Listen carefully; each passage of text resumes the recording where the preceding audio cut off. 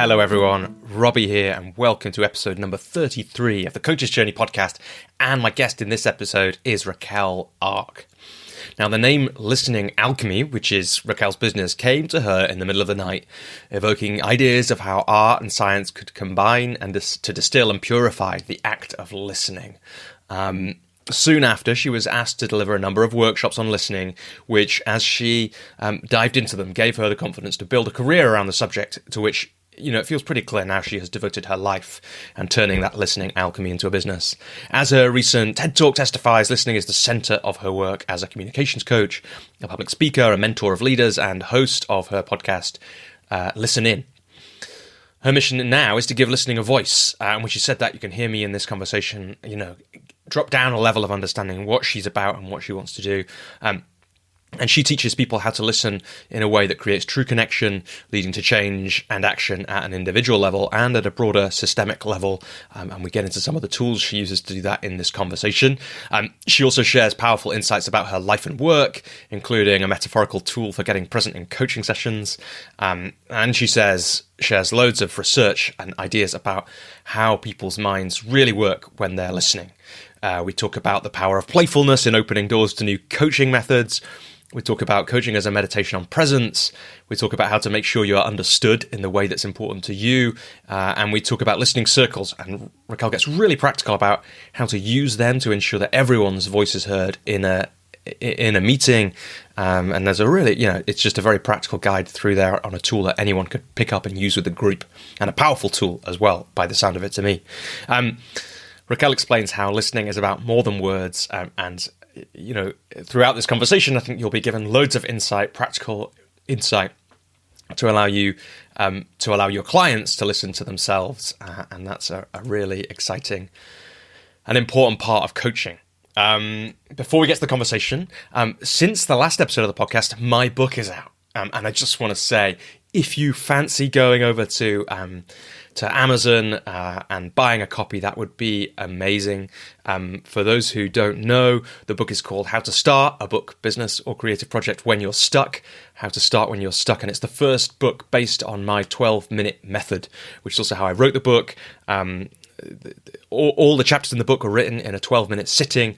And for those who don't know, it emerged from my own struggles with procrastination, with not being productive in the way that I wanted to, and my fear of sharing things with the world. And through that, I developed a practice which I hope now can inspire more people now that it's finally out in book form. So there are links to that book wherever you're listening to this, or you can go to robbieswale.com and find links, or you can search for me on Amazon, and you should find the book there wherever you are, but I put links in which will take you straight to the pages in the podcast description. When a book is out, especially when you're I don't have a giant publishing house behind me, really word of mouth, the people that I know, my networks, those are the things that matter, as is writing a review on Amazon or Goodreads or somewhere that you use for that kind of thing.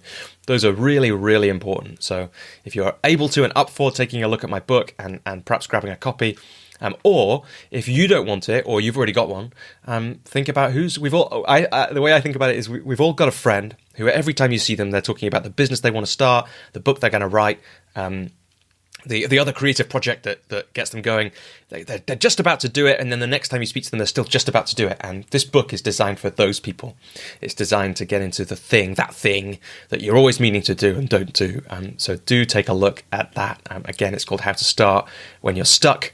It's by me, and it's now available on Amazon. And that's very exciting. And it's been very, very lovely to get some reports on people reading it, some pictures of it all over the world already. So that's very exciting. But please do, if you are so inclined, take a look at that book. But back to this episode with Raquel. Super great to have her here in the conversation. As I'll say straight away, I was linked to her by a member of the Coach's Journey community. Read more about that if you're interested in being part of a community, getting coached by me, being connected to other coaches who want to thrive as humans and have thriving businesses. Vera, one of the members of the community, connected me to Raquel because they do some work together, and it's a wonderful conversation that Raquel and I have. We get practical pretty early with bouncing ideas around about how to share ideas with clients, how to get present, how to tell your client when you're not listening or when you lose your attention, which is an important thing to remember.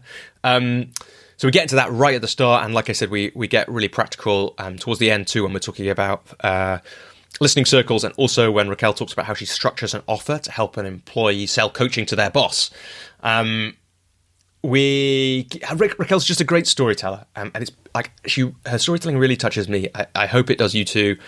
She's a great observer of flow, presence, serendipity, and metaphor, and she brings those things out really beautifully. We also get into some amazing stuff about listening research, and so much of what Raquel shares on listening is really based in the research that she's been part of, and that some of her mentors, colleagues, the people she's interviewed have done too. And one of the most interesting bits of that for me was how a lack of listening may be leading to more extreme political beliefs. The 2016 US election felt like it played a key role in Raquel's journey. So definitely listen out for that. She also says something, well, we get to a place between us, I think, about, why questions are really nothing without listening. And I really believe that's true. We also, a little trailer for a future podcast episode, she mentions the thinking environment. And for those of you who know what that is, we've got an episode with an amazing specialist in the thinking environment coming up. But that, that really is all by way of hopefully getting you excited about this deep dive that Raquel and I get into on listening. And so without further ado, please enjoy my conversation with the fantastic Raquel Ark.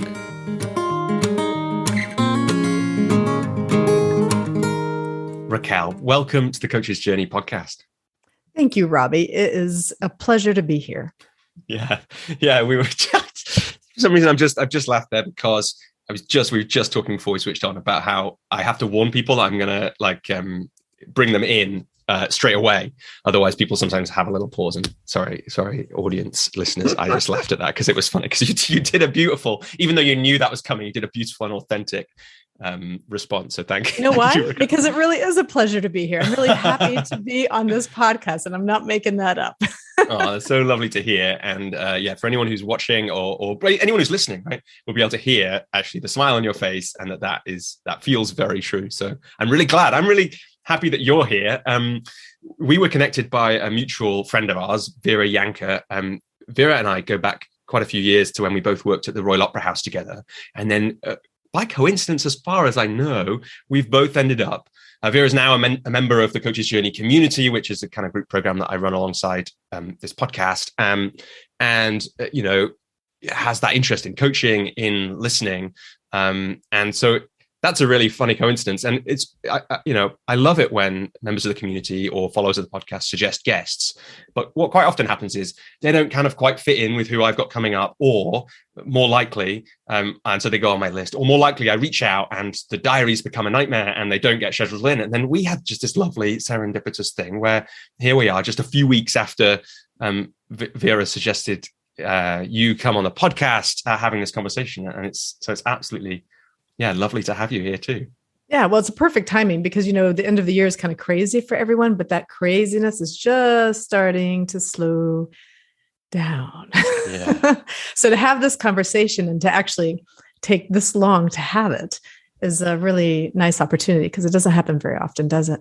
Yeah, and it is an interesting, it's always an interesting time, isn't it? The end of the year. Well, all the parts of the year, and I've heard Vera talk really articulately about this, the seasons and the cycles and the rhythms that we get into. And it is that interesting moment now. We're recording at this kind of second week of December, and there's certainly in the UK, I imagine in Germany where you are, there's the kind of end of the year mixture of rush and calming. And then there'll be that kind of sense of new start that will happen in the not too distant future. And that's always interesting too. Yeah. Yeah. And actually, Vera, that you mentioned, I was just thinking she's actually someone who's very good about taking time to think about that and get ready for the next one. So she's also been nudging me to take that time too. So I have to appreciate her for that. Yeah, it's so good of you to do that. I noticed that about her too. And as someone who is perennially, like, for all that I've done a lot of work on this, I do a lot of stuff. And I think there's like an element of like, I could definitely benefit from that slowing, that you're absolutely right. Vera is very good at doing. Mm-hmm. Yeah. And Raquel, let's like, you know, one of the kind of rhythms of this podcast is that I often like to, you know, to draw a start from when you first came across, when the guest, in this case, you first came across coaching in the way that we're talking it now. So I wonder, like, do you remember that when you first, I don't know, heard about or experienced or thought about coaching? Yeah, I do. You know, I studied interpersonal and organizational communication at university. So communication was part of my program. And it wasn't until, this is years later, after I lived in the States at the time. And then this is years later after I was living in Germany and I was working in the chemical industry and corporate communications and public relations. And I had just had my son. So he was young. He was around 2 years old. And I was working a lot. I was working a lot. And I remember I had gone home for Thanksgiving and we got together with some good friends. And one of the sister-in-laws of this friend, she happened to be a coach. And she was telling me about that. I'm like, oh, that sounds really interesting. And I can't even remember what type of coach she was, but she was some type of coach. And I thought, oh, I can do that. That sounds great. And I thought it just piqued my interest. And then I started doing some research just to see what kind of programs and stuff were out there. And by chance, I spoke to two of my aunts, one who is a psychologist and one who was a director in human resources. And we were all together for Thanksgiving. And I mentioned this to them. And by chance, they were thinking about it too. And my one aunt and I found the same program, which was based in Australia, but the program had all the classes in US time and I was in Germany. So that worked really well because I could work and I could take classes when I got home. So we ended up taking the classes from the same program and that was all serendipity. So I figured that was meant to be. And the reason why I decided to do that was because I wanted some time for myself. So I had my work, I had my young son, and I knew I needed to take care of myself a little bit. So I planned on 2 hours a week doing that program. It took me 2 years, but that was my time. Mm. Yeah, and as someone with a little one in not in the flat at the moment, although we might hear her later on when she gets back, you know, that I can really feel that sense of the need for my time, but for me, I'm for my wife. And yeah, how lovely that you did it with your aunt. Like that just sounds like, for some reason, that touches me. Yeah.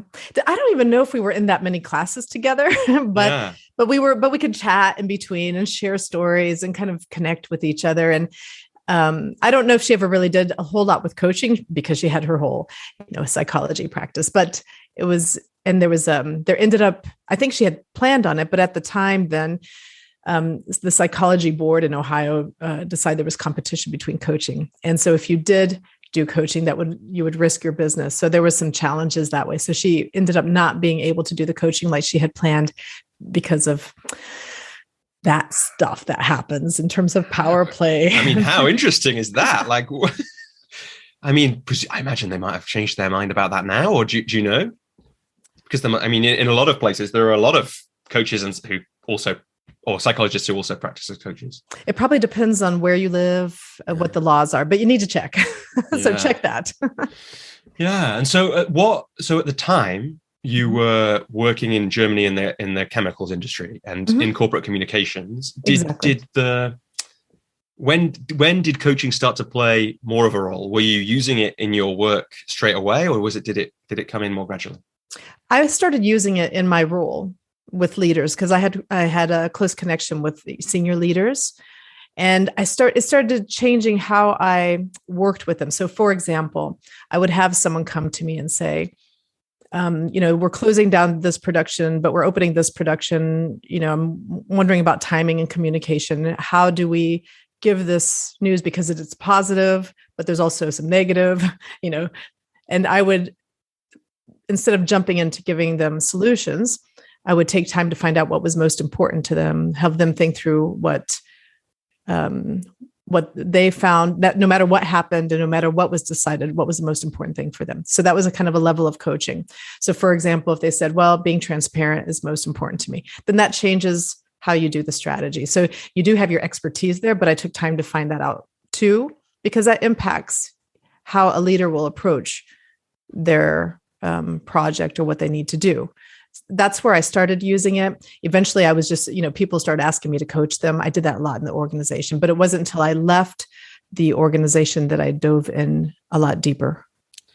Yeah. And it's interesting though, with the communications, like, I can hear how for the leader doing that communication, which could be tricky if it's got, especially when it's got those negative parts to it, I can hear how, getting into what's important for them would, allow them to be at peace with themselves more at the end of the process, because they'll have thought, well, what matters here? And then they'll have hopefully fulfilled that with your help in the communications. Did you see that kind of coaching you were doing at that stage also affect the way that the communication was received?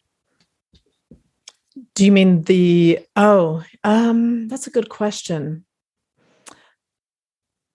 What I noticed is that it probably depends, because some projects take a lot longer, right, to get done. Yeah. But it did definitely impact how they communicated with teams or their groups, and how in these day-to-day activities and that helped give them clarity in the decisions that they made, right? Yeah. And that clarity, I find, helps the people around you to be more clear. So the clearer that the leader is, the clearer the people around them can be clear. Yeah, it's a slightly, in some way, I'm just catching the kind of slight naivety in the question, and what you've just pointed to, I think, is the complexity or the texture of it. It's like I was imagining, and this is the naivety, that like the communication is, we think about it and then we send some stuff at some people in some way. And some of that might be the leader speaking, and some of it might be the written stuff. But of course, one of the most important things will be, how does that leader show up in communicating this thing in every single interaction that they have about the topic? And it strikes me as, I have, much, plenty of experience in my own life and from client work with the difference that it can make to have that clarity when you're going into all those interactions, because it's not as simple as the kind of, fairly simple idea of the broadcast communication. It's actually the complexity of, I'm going to be, it's like leadership or leading by values or culture. It's like, I need to be that culture. I need to be this communication everywhere I go. And actually the kind of, I imagine that you taking the conversation that level deeper in those initial meetings you had must have just made such a difference for those people. Yeah. Well, it's funny though, because I've always been a little bit, there's, the traditional type of coaching. And then I did the traditional one, which is more which was based on ICF, so I got certified that way. And then I also did an extra coaching afterwards through transformational presence, which is through someone, the person who is the founder of that is Alan Seal, and he's written quite a few books. And that was serendipity too. Most of my life seems serendipity here. And that was just by chance, because I had a friend in the US who wrote me and said, "Hey, Raquel, I'm thinking about becoming a coach. Do you have any books that you would recommend?" And I'm like, well, no, but my aunt, my aunt said that Alan has really good books, that this person has really good books. And he was also one of the instructors at the time in this program that I would go to every so often, but I'd never read his books. She writes back 2 weeks later, "Oh my gosh, I bought all of them and they're so good. Are you going to go to his training?" I'm like, "Oh, he does training? I didn't know." And so I looked up and I saw, there's in-person training in Europe and there's online training. And it looked interesting. So I just checked it out. And I had a conversation with him, and I ended up signing up for their online training just because I love to learn, So that's just part of who I am. And that was a great experience because it's definitely a lot more intuitive. It's very creative. There's a lot of different ways of coaching in a way where you really have people moving around or trying to imagine, images. Like, for example, with this guy with the production, I use I try things out, even in corporate world. I'm like, okay, so he got transparency. He said, transparency is important to me. And So I said, okay, then imagine that transparency is in the room with you, with us here in this room. What does it look like? What does it smell like? Does it have a color? Does it have a feeling? Does it have a smell? What do you sense into it? And you would think someone in this senior level would be like, what the heck is she talking about? But they don't, but he was in that space. And he's like, oh, it's a plant and it's growing this way. And he described this beautiful plant. And for him, I didn't understand it completely, but it didn't matter. For him, it was clear. And he could make the connection at a different level, at a deeper level. Yeah. So this particular program was also is very a creative way of coaching. So I love different ways of coaching, because if you see a client stuck in one way, then you can always move to these other ways where people are actually moving. I find that if you get people stand up and move around, then their brain gets clear and they start to get unblocked. Or if you move them, if you bring out like a metaphor or an image, then it gets them out of their head into this other space, and then they can get clear again. There's these fun ways to do that, and it's more fun. Yeah, absolutely. And there's like, I think it's also interesting. There might have been, I don't know, right? But there might have been somebody who could have said to that particular person, what is transparency? Imagine transparency's in the room, and they wouldn't have gone for it. And I don't know if this is true, but in this moment, I had the intuition that like playfulness in those moments actually probably, and you can hear that in the way that you're talking, the playfulness, the experimentation, the fun.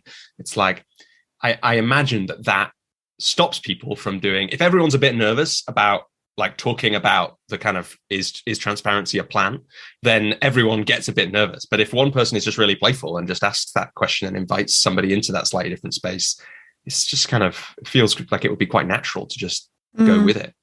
Yeah. And I think part of it is having that really safe space that people aren't thinking about, aren't worrying about it. They're just in their own world, and let them be in their own world. And then you're just kind of this voice guiding them in their own world. I don't matter anymore. And if I throw something out there and it's confusing for them, or they don't get it, that's okay. Then you shift, you just tack, and then try something else. And no big deal. If it works, it works. If it doesn't, it doesn't. If not, we'll try something else. It's all good. Doesn't matter. But we always get to they always pull something. There's always golden nuggets and next steps and action at the end.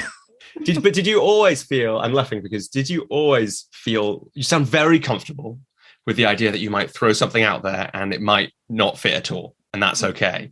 Did you always feel like that?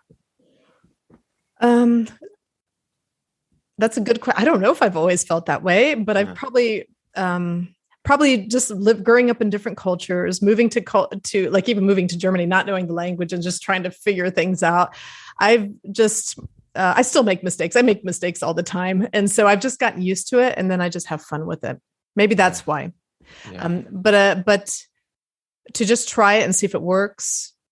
I think who knows? I've built that muscle. Yeah, I just think it's a really valuable muscle to build. It definitely, some presence training that I did actually that took me, I think that was with a company called Coaches Rising. The training is now called, I just changed the name of it, The Power of Presence or something like that. And I think that was where that I got much more comfortable with that thing that you've just been talking about I'm just going to try talking about, what would it be like if presence showed up in the room? And if transparency showed up in the room, and just asking that from a kind of present place and being playful and using all the different parts. I think for me that there was a shift there, and it is that thing that you said, which is, I don't really matter. I think you said, I don't really matter. It's just about the person and me guiding them. And I think that is quite an important shift for coaches to go through, basically, because it does open up a whole new set of things, and it stops a whole lot of worry that a lot of people take into their coaching sessions. Am I doing this right, essentially? So what about you? I'm just curious with you. What about this? Are you the type of person that just throws something out every so often? I mean, we have raw podcasts here, but there's some planning around it. Yeah. No, I absolutely am. I love when you said that. Like but it was partly started at that training. That really did get me used to it, because part of the training, it was called coaching from source, which, they didn't really define source, which really bothered some people. But because I quite like I'm quite reasonably comfortable, and we could talk about why that might be. But, let's just, within the structure we've got, let's allow some more play. So I just played with that. What happens if I have an intuition to do a particular exercise or say something that isn't kind of speech marks coaching?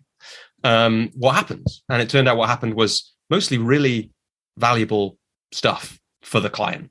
And what didn't happen was, I guess, the worry that I might have had, which would be they will do the thing that maybe you, on some level, just caught before, that your leader with the transparency question might have had, which is this a stupid thing? Why is this person saying this really weird, wacky thing to me? Which might be like my fear of what would happen. And actually that didn't happen, because mostly my intuition had the power, was on it. And if it wasn't on it, it turned out it didn't really matter to me. It was like, okay, that's fine. And that's a much better space to be in any conversations as a human, I think, but particularly a coaching conversation. And also, I like you, I love, like, if I've just learned something, like, that's the perfect time to try it with a client when the moment arises. Mm-hmm. And often the universe seems to just, give me, the client, obviously I'm not sure, we could talk about the neuroscience and why this might actually be happening, but it feels like, learn something, then within a couple of days I'll end up with a client in a conversation, and there's the moment. And there's the moment. Yeah. But, I found, like, sometimes just trying and not worrying about it. If you feel, if you're calm, if you're present, if you're okay with whatever, you don't have these fears are driving you, then that person that you're with is also going to be calm and present. That's part of that process. And, I've thrown that out at different people at different times, but I would say most of the time people are ready to play. It might be a little out of their comfort zone, but they enjoy playing. Most people, I think it's in our nature to want to play. But it's nice. You've pointed to something really good there, which is that it may be out of their comfort zone. What it made me think is it's important, if you're going to play with somebody in a session, that you don't give up on the play the moment they are slightly hesitant. Right. No. Like you can just give them it again in an equally as playful way. That's what quite often happens. I'll give people a kind of slightly wacky question, and they'll kind of at first they'll laugh it off. Like one that I quite often do is, if the tech goes down, or if there's some like thing that happens where somebody is, or where I am. So like when my daughter was born, there was quite a lot of, we're in a reasonably small flat in London. There was quite often crying that occurred through the walls in my calls. And sometimes people would notice it. And then the interesting question, whatever the disruption is if this disruption was a message from the universe for you, what's the message? And what's funny about that question is mostly people kind of laugh it off.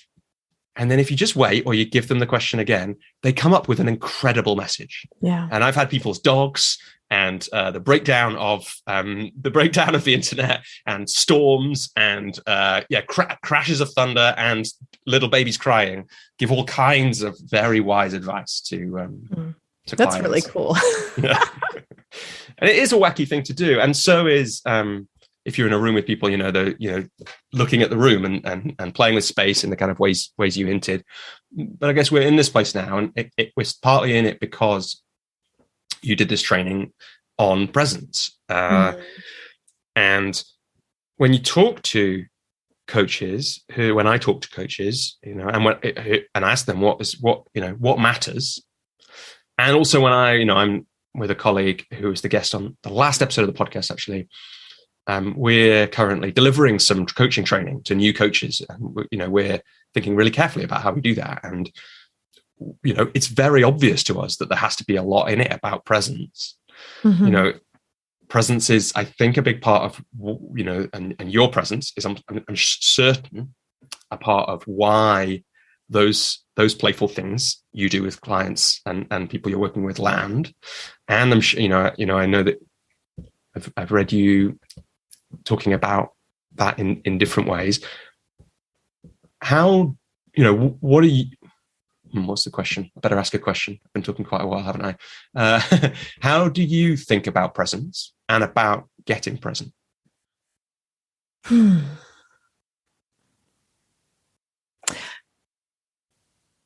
To me, I'll connect this a little bit to how it prepares me with this listening work that I do, but it's like it's like, for me, it's like watching the sunset. So if I'm at the beach in Puerto Rico, this is my go-to spot. Which is this is where I grew up. Yeah. This is where I grew up. Yeah. In Boquerón, Puerto Rico, for those who are listening, who have been to Puerto Rico on the west side. And this is where I grew up. And when I think about presence and listening, my image that comes to me is the sunset. And when you're at the beach watching the sunset, as the sun is going down, you can't really look directly at the sun, can you? You have to kind of you have to be in tune with the whole perspective. And you see the colors changing, and you can glance directly at the sun just a little bit, but not fully because it'll hurt your eyes, right? So you're taking in this whole perspective. The colors are constantly changing, or the clouds are in the way, or the sun's kind of peeping in behind or coming out again. There's this constant movement and change happening. And you have to stay present, because at the very last second, there might be this flash of green, the very last second. So only a couple seconds. If you're not paying attention, you'll miss it. But you're still taking in the whole, right? And so for me, presence is that. So that feeling of when I'm watching the sunset and it's going down, and I'm really paying attention to see if I can catch that green flash tonight, because it doesn't always show. And is that possible? The colors on the water, you're hearing the waves, this whole thing, that to me is my presence. That's what that feeling and what I'm doing with the sunset. That's what I do also with coaching, or when I'm listening with people, like even now I'm focused on you, but I'm also focused on all the colors around, the sounds around, everything going on around, things that aren't maybe necessarily even said. And that's probably a good image of what presence means to me. Yeah. Well, and like you said before, there's something, when we go into metaphor, there's like a different part of us that gets engaged, and it definitely engaged me there. I felt like quite a little moved by it even, and I'm sure listeners felt some of that. And it's an amazing metaphor, I think, for coaching, because it's like there's so much going on in the sunset and the flash of green, right? If we're not paying really careful attention in a very general, very present way, we miss those flashes of green, whatever they are. That means that I can't be in my head. I have to be like, I'm in my whole body when it comes down to it. My mind is clear. It takes practice to keep your mind clear. And it doesn't mean that you don't waver, you don't think something, but in general, to come really back to that space. And I found the more I practice that, the better I am at it. And how do you practice it? How do I practice? I keep just coming every time I've noticed myself wander. I just bring myself back. I just keep bringing myself back. And then I find that I am bringing myself back less often. That's all. That's it. Just being aware and coming back, and being aware and coming back. Yeah, and it absolutely is, isn't it? Mm. And I think a couple of things just to kind of drop into this conversation at this point. Like, coaching is an amazing way to practice presence. Like it is a meditation. I always think, why do I feel more energized after coaching sessions often? I think partly it's the same reason people feel more energized after a mindfulness exercise or meditation, because in a lot of ways it's a relational presencing, because we're constantly bringing our attention back to the person in front of us or to our whole experience.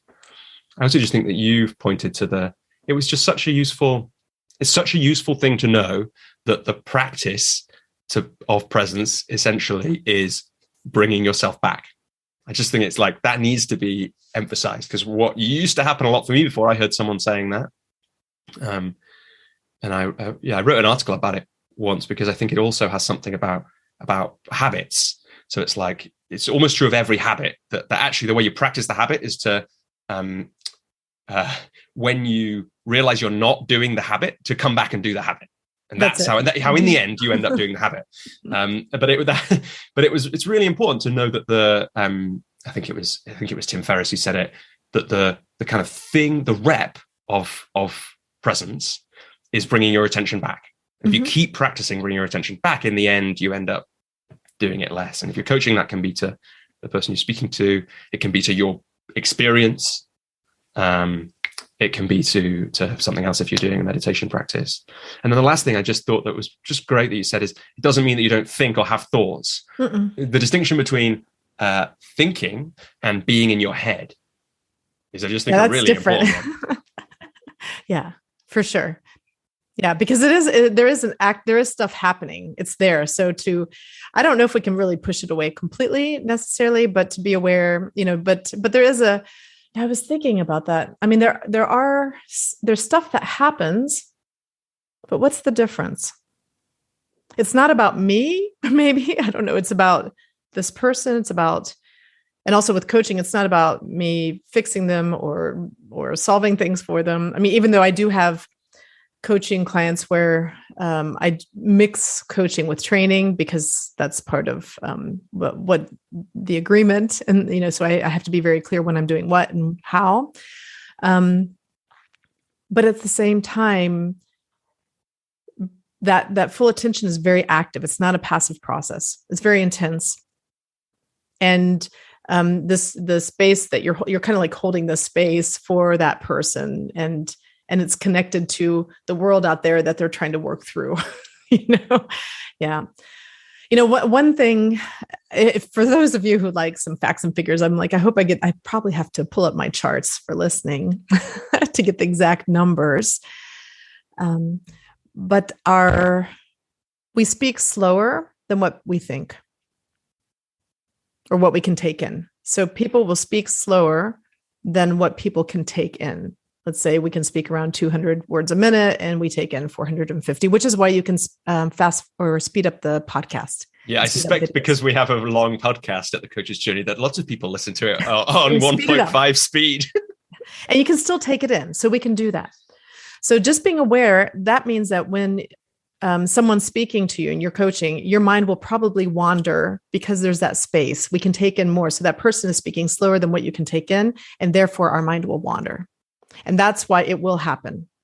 And the same thing when you're speaking to someone, instead of getting angry at them, just know their mind will wander. It's just part of how our brains work.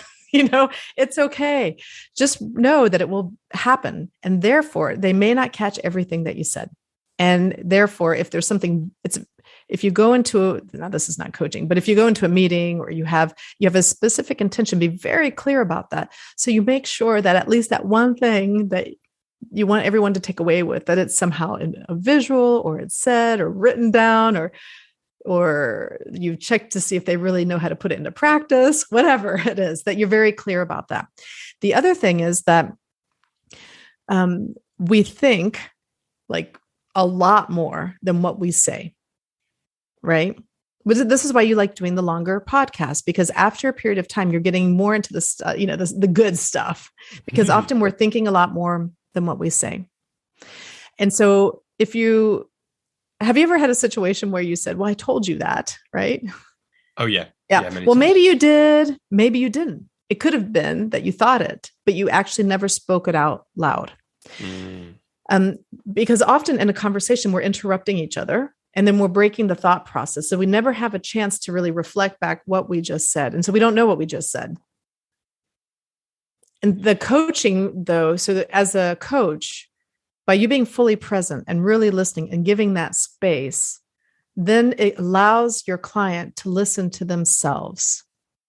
Then they're able to listen to themselves. And that's when it gets to the good stuff.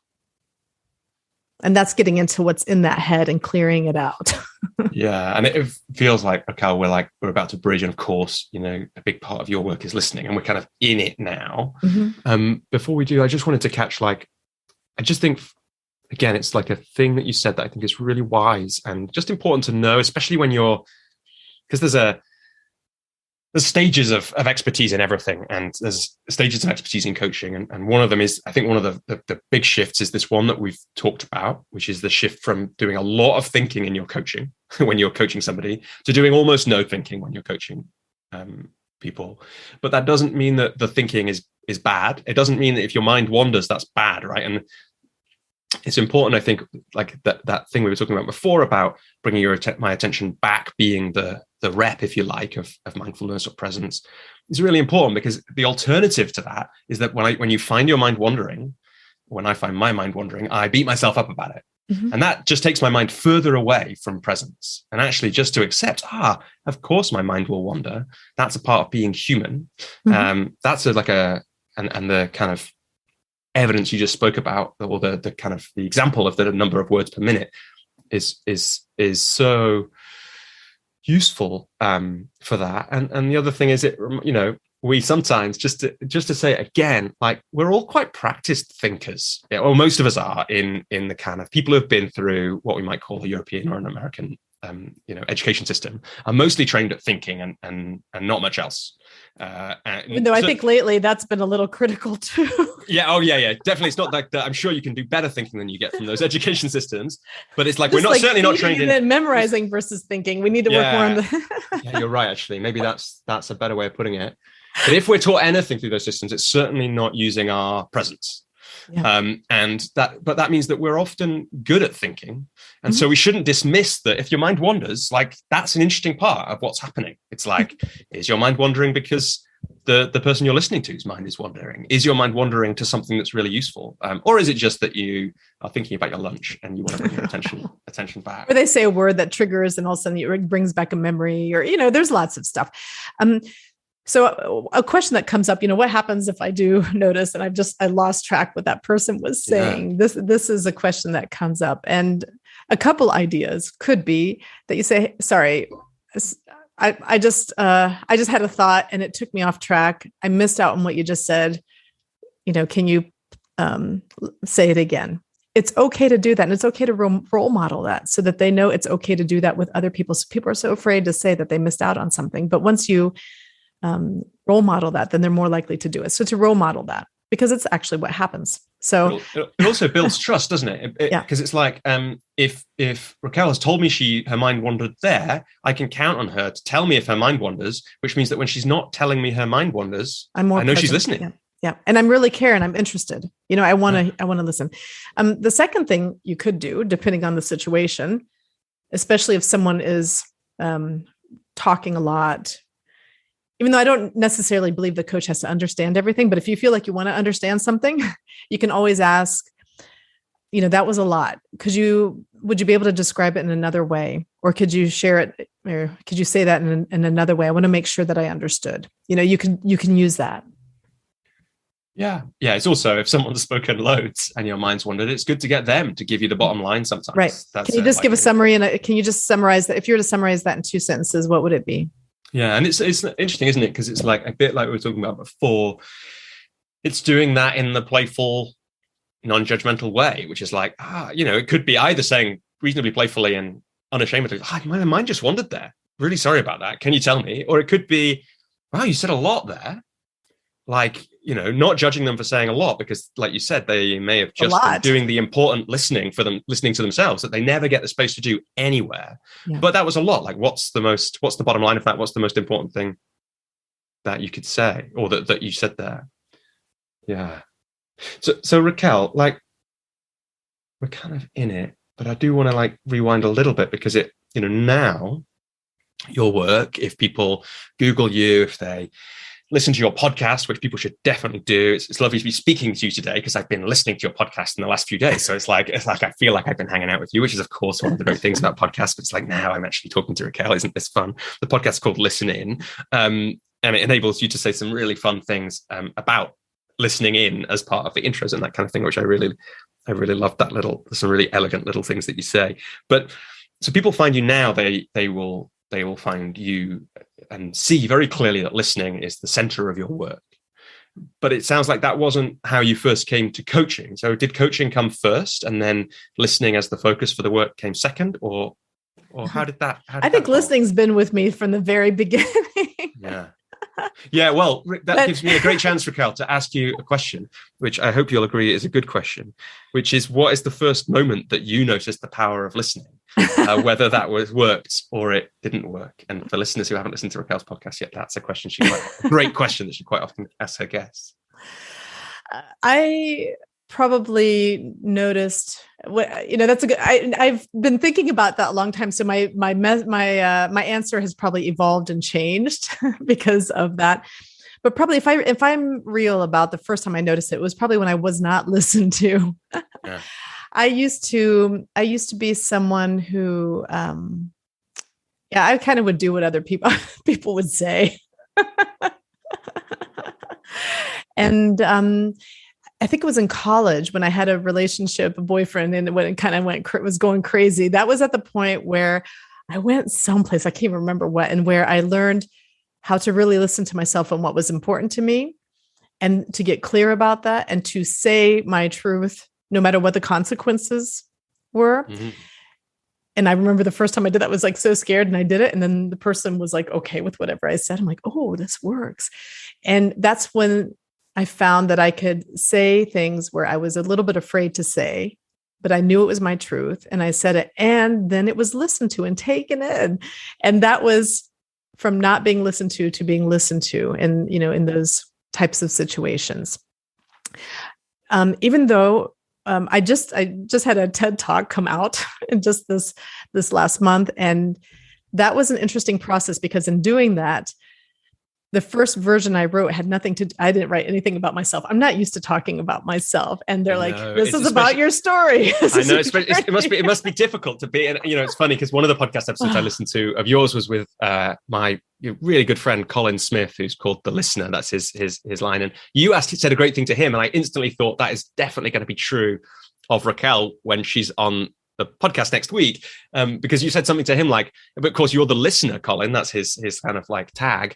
And now you're doing a lot of talking. And so it is, I get that it's like, and most of us who end up doing something like coaching, practice the skills that lead us to being good at coaching by not talking about ourselves in different situations. And so, I get it's not usual. So thanks for doing the unusual. Right. But I think it's also talking. Important where there's some give and take. So having both sides. So you don't have to be someone who's talking all the time, but people do want to get to know it. So I'm learning that, right? Yeah. So that process helped me to really start thinking about, this listening piece in my life. And that it became very clear to me that the listening to the waves and, when we camping on the beach really made a huge impact on my listening now.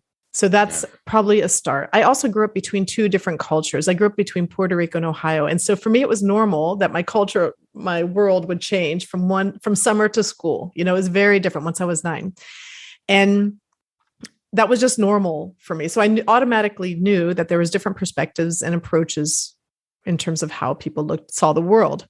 And I didn't see that as different. I just thought, okay, that's how it is, right? And coming from divorced parents, you know how that is. So I probably also played mediator role. If I look back, that probably also had a little bit of impact on my listening. And what a lot of people don't know is, well, my community in Ohio, they know this. I've taught at university for a lot of years, but before I moved to Germany, I also had my own business in the US, and I did medical massage therapy.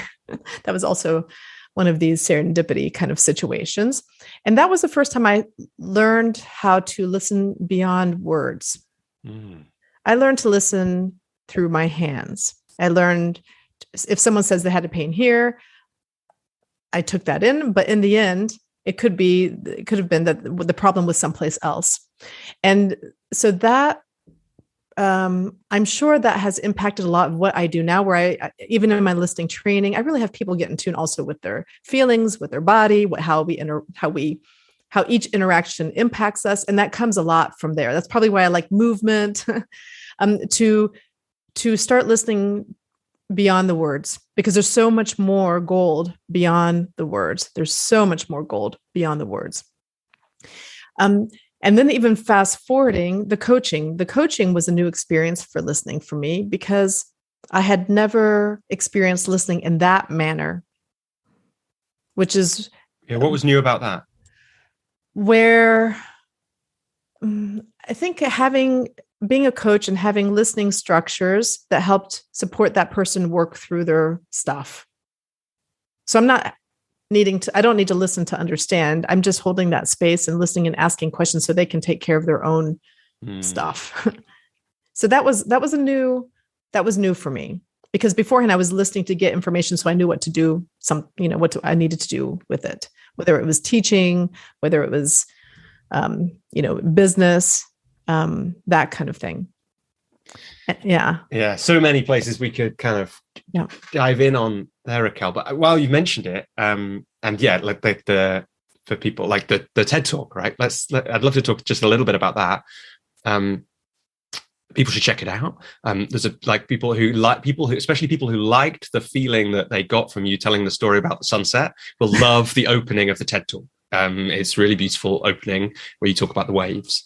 But I wondered, like, interestingly, what I'm interested in more is like you and doing a TED Talk, and how whether was that something you'd wanted to do for a long time, and how you prepared, and what it means to you.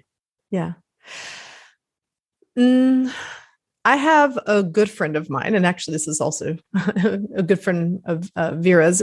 Through our listening community, a lot of the work I've done with listening, I've met wonderful people. It's a great way to meet really cool people. Just saying. Just saying. To talk about listening, you meet amazing people. And through this work, I've gotten to become close to a lot of different people. One of those people used to be someone I worked with in the chemical industry. She was in human resources. I was in corporate communications. We managed change projects together, but we didn't really know each other. And it wasn't until after we both left the company that by chance we came across each other in a community called the Presencing Institute with Otto Scharmer and ULab. I don't know. There's a lot going on there. Anyway, yeah. So that's where we came across each other. And we've gotten to become really close friends. And she does amazing work in organizational design. And she's like she's so clear. What's her name? Jody Golden. Oh, I never said Jody Golden. She's an amazing person. Now she's doing consultancy work. She works in Europe and in the US. She just moved to the US there. Anyway, because her husband is a professor and got a job out there. So I miss her in Germany, to be honest, but I'm happy where she's at. So Jody is also a TED Talk coach. When she was in Würzburg, I don't know even how she started doing that, but she started coaching TEDx speakers. And in our listening work together, we were part of a few projects together. She's like, you know what? You should do a TEDx talk on that. And she even worked with me in a few sessions to put some ideas together, like a year before that. But I don't know. It just didn't flow yet. I kind of looked to see, where could I do it and where should I apply? But I never actually did anything. Then last year, a year ago, she just sent me this link from Nuremberg. She's like, Raquel, they're starting a TEDx there. You should apply. And that happened to be on a Sunday when nobody was at home. I was by myself. And I had time. And so I sat down and I went through the application and it just flowed out. It was just in that presence flow. It just came out. And I had that application done. I had a video done within an hour. It just came out. It was like one of those things, those flow moments. And they took me. So yeah. That was my process. Love it. And what was how do you feel about public speaking? And is it so, some people really don't like it. Some people love it. Where were you before? And how do you, the TED Talk's only recently come out, I think, in the last. It just came out. Mm-hmm. So how is it, what's it like to have that out there? Does it feel good? Yeah, it feels great. It was a lot of fun. It was really good. I have taught public speaking for many years at the university. Yeah. And I also was mentored lots of leaders behind the scenes when I was working in the chemical industry. So I was kind of the behind the scenes person preparing people for this. And of course, I've taught a lot. But in terms of having a talk that you work on, that you have to memorize for that long. Yeah. I haven't done, that was my first, my first bigger stage of doing something like that. Because normally when I've done talks in keynotes, my keynotes are more experiential. So I'll do stuff, but I'm kind of facilitating people listening to each other. I'm talking some, but it's intermittent with experiential activities. That's what I've done more of. To actually go up on stage and only talk and not facilitate also was a new experience for me, because normally I'm doing both. Yeah. And so the attention was only on me. Normally I have the attention mix, it's with all of you too. And again, it's the speaker listener piece. It's an interesting, it's interesting as somebody who does a lot of listening. Yeah. And I totally get it. If you're with a big group, like one way to communicate with them is to speak with them, but another way, and I've heard you talk about this on your podcast, particularly with something like listening, it's like talking about listening is not a very good way of teaching listening. Right. or even getting people to, have a new perspective on listening. And Right. an incredibly useful way, and anyone who's done a coach training will remember, or most people who've done a coach training will remember an exercise where they just had to listen for the first time. And if it wasn't them, because maybe somebody in the room will have gone, well, that was kind of amazing. I've never had anyone listen to me in that way before. And it's, because it is such an unusual thing. But yeah, and most people think they're pretty good at it already, or they do all right. And then they're always surprised at how hard it is, or how it's so much bigger than what they realize at first. I think those are the two big things that, like, I once had an engineer in one of my workshops say, I used to think listening was a waste of time if it wasn't about content. But now I found out it's so much more. And I'm going to go home and listen to my wife. I'm like, yay. Yeah. That's the truth. More at work, more at home, So. Yeah. I can't remember whose story this is. I might have told it on the podcast before, but there was a great story about somebody sending people, who was it? I can't remember. Like sending people to listen, like they were doing 2 days of workshops, and the assignment for overnight was to find someone and listen to them. And like this guy's wife was like, what's wrong with you? Why? What are you doing? What's happened? Where's my husband? Because it's like so unusual for him to just, be there for, I don't know, however long, probably not even that long, a few minutes of uninterrupted listening. Yeah. I had one story like that too, where they started listening and their spouse was like, are you okay? What's wrong? And I like it, but what's wrong? So even if someone responds like, is this my husband, or is this my wife? Just hang in there. They may not admit they like it because they're afraid it won't happen again. So just stick with it. Well, because people like what they're used to, right? And it is a bit like having your coach throw you a little playful exercise mid through a session. That may not be instantly comfortable, but it doesn't mean that it's not really valuable. Yeah. And it can go both ways, but you have to sometimes structure it. I find that structure helps us because our human patterns break through so easily. So creating structures like, you get 5 minutes, I get 5 minutes, seem very silly, but they make such a difference in the world, really make a big difference. Mm-hmm. Yeah. And it'd be, be interesting to talk about how we might do that with, or less in coaching, I suppose, and how we might do that in meetings, in all these other interactions in marriages, and how do we create those structures? Because I think that is another part of, you mentioned it about coaching. One of the interesting things about coaching is it creates a structure which then creates the space for transformation in different ways. And there are different parts of that structure. And one of them is, I have permission to not listen to understand or to respond or anything like that, to just listen for the purposes of helping that other person.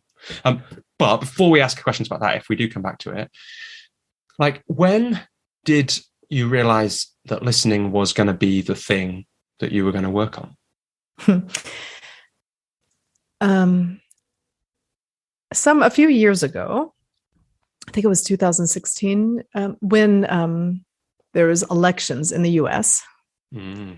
And so at that time, I was already using and facilitating a lot of listening, and I saw its power, and I was using it for different topics, but I wasn't talking about it at the time. I just saw that it worked and played with it in group training, one-on-ones, through coaching. When the elections were going on, and, I heard people were making decisions based on the fact that they did not feel heard. I thought, oh gosh, if only people knew what was possible. And at that point in time, I decided to see how to give listening more of a voice, to start talking about it, because I hadn't done that before. So people were feeling and experiencing the magic of the listening, but I didn't point out that it was listening. Listening was the reason why they experienced that. And since they were clear, they were just thinking about whatever they were thinking about. They weren't thinking about the process, looking at it from the meta process. The metacognitive learning wasn't happening. And so I decided to change that. And, these serendipity things, right? That I made that decision, but I had a hard time knowing how to focus because there's deep listening, there's active listening, there's this nonviolent communication, there's all this stuff. And I already studied a lot. And I thought, I didn't want to focus on one area because that restricted me too much. And I didn't like that. I'm like, and there's a lot of different types of listening, and there's reasons to use different types at different times. Not that one's better than the other. It's just, there's different ways of listening. And I didn't want to, I felt too restricted. I didn't want to be put into a box, right?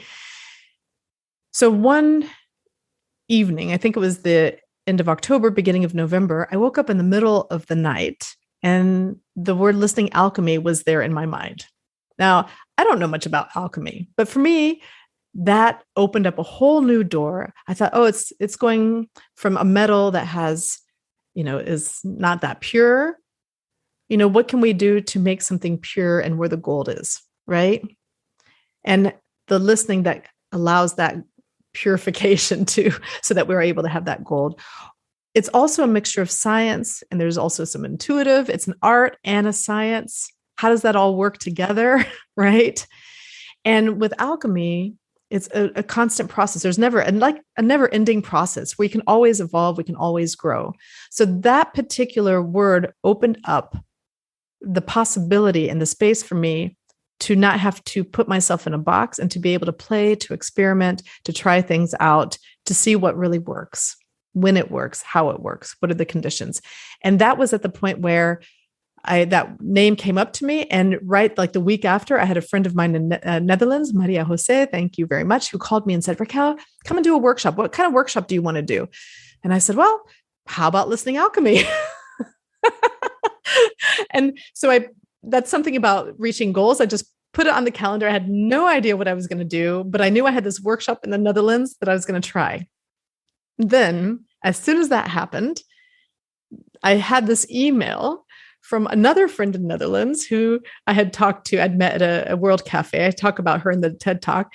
And she's like, I have this friend who specializes in listening. And I didn't know people specialized in listening at the time.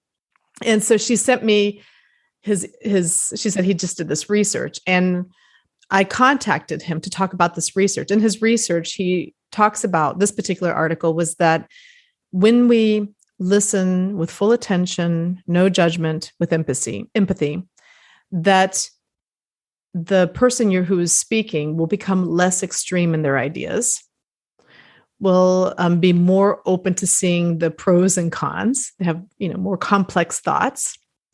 And therefore, they're like more likely to, instead of persuading you, they're more likely to express themselves as a more creative process and therefore change themselves and become less extreme. And because of all the stuff that's happening in politics and people not being heard, this was a very critical piece of research, because why are people getting so extreme? Because nobody's listening to each other. We're doing the opposite. Right? And so anyway, I reached out to him.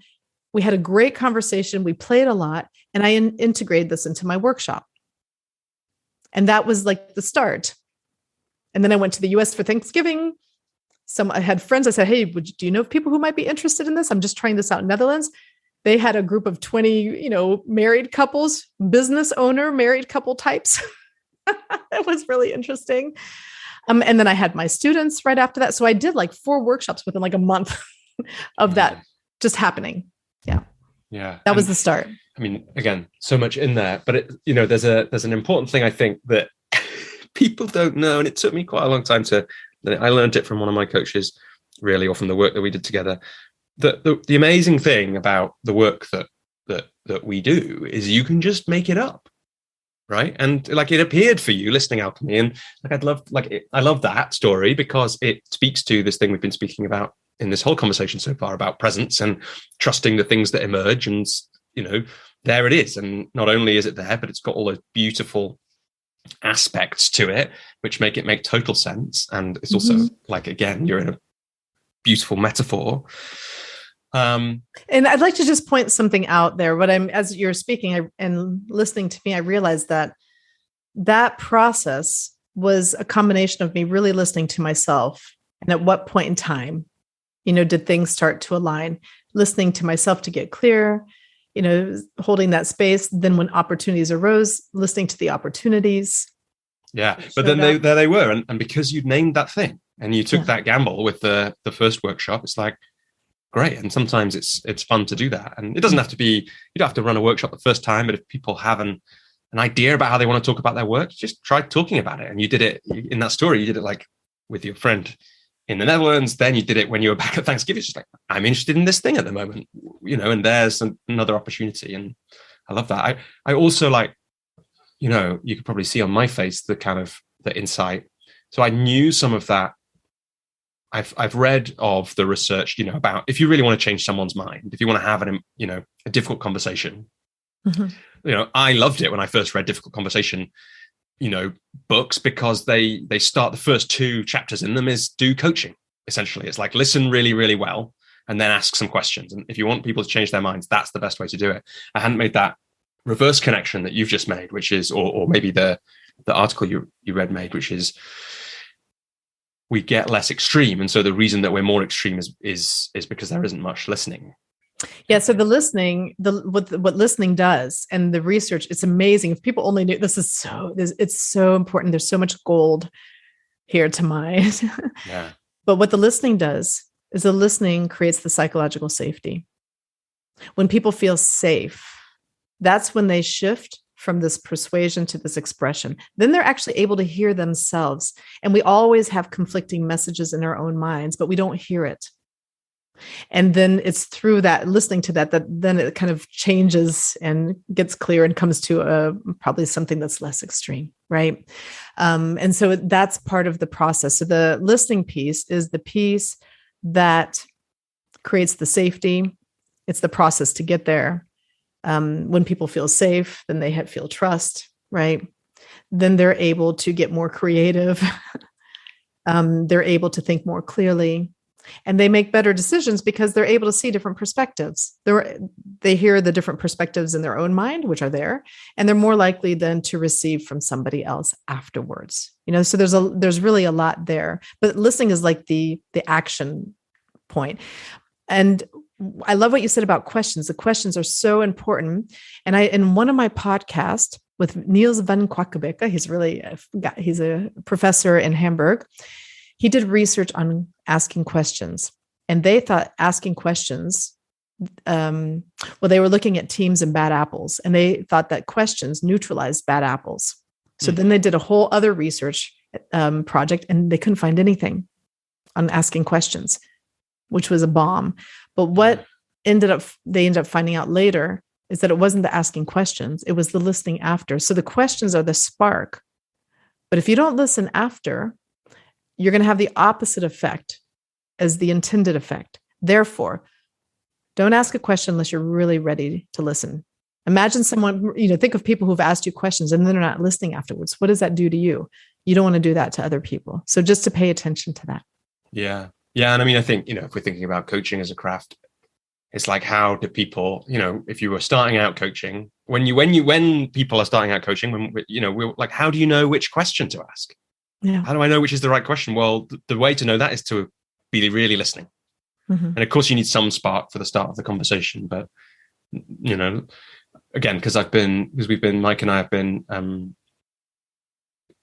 running some coach training. It's been interesting to really get into that. What's the foundational piece of this? And it feels pretty obvious that it's listening, that without listening, none of coaching would work. Whereas, there's an extent to which without even powerful questions, a lot of the impact of coaching would still be possible. But I think it does get to something interesting, which is like when if we're thinking about listening, in almost no situations will listening be the only thing that you do. No, and so it's like, it's probably worth saying something. We can keep diving on listening. I'm sure we will, but it's probably worth. I'm curious from your research, in all the different ways, the podcast, the work that you've done. How do you think about, if we're going to have really successful conversations, I guess might be a way of talking about it. What's important about what we say Mm-hmm. Well, see, here's the thing. I have people say, well, if I'm listening, they think that's only listening. And there's a fear that I won't be heard. There's this huge, or I won't be seen. This is really huge. The first thing I would say is be very intentional about what's your purpose in that conversation. And there are times where maybe you don't really have to say anything, and it's okay. But the reason why you listen first is because then when you do say something, then it actually connects to what is happening in that situation. So perhaps the question that you ask is helping that person think further. Then it connects. What's a really powerful question, because it's taken from what you've just listened, what you've just listened to. Or when you do say something like in a meeting, maybe you notice the connections that nobody else notices because they aren't listening to each other. So you're able to make the connections, or you're able to, an idea comes up to you that you pull out of what's happening that people don't connect with because they're too busy competing with each other, right? So your contribution is much higher. And the research shows that people who listen actually perform better. So like salespeople sell more when they listen, because they really listen to what's important to the customer. And then they know how to speak with them in a way that the customer can listen to them. The same thing with negotiators. Some of the best negotiators are the ones that listen, because they're listening to what's not being said. They're listening to what's really the interest, or what's the context, what's important not only to the company, but to the person who's negotiating in that very moment. Right. So they're going beyond that. And then when they do negotiate, then they have more impact. So just because you're listening doesn't mean you're not doing anything, but that's, there's a connection there. Also, there's research that shows that directors that listen to teachers, the students get better grades. Why is that? Because then the teachers feel like they're listened to, they feel calm, their needs are taken care of, and then they are able to be more present with their students, right? So there's a lot of action. Don't underestimate the power of your listening, even if you don't see it in that very moment. That's one thing. And the second thing, it's not always important that you say something, but when you do say something, that it connects. Think about the relationship in that situation. Are we moving us forward? Is it supporting the process? Am I open to different ways of thinking? So, and we'll mess up. So you're going to mess up every day. I mess up every day, especially with my teenager. So that's where you start over again and again and again. Yeah, it's like one of the things I heard in there, and again, this was for people who listen regularly. Like, there was a great conversation. Part of the conversation I had with a guy called Miles Downey, and he said for coaches, I think he said it might have been something that I read in his book in preparation for that conversation, was that for coaches as well. But I hear it in in what you've said about really all conversations. It's like, when you say something, what's your intention in saying it, and being careful with that. And what I heard from you there is, it's possible to have intentions in what you say, which are about developing the relationship or contributing to the meeting, and you can have that going in, but also you never know what's going to happen, and you can still check yourself. Like, what's my intention for saying this now? So you might go into a situation, and maybe your intention is only to build trust with this person. And you can do that through listening. So that might be the most important piece. And it could be that part of that is also sharing a little bit of yourself, so that it's like, you both know each other. So listening to yourself to be clear about what you need, but also listening to see what the needs are of the other person.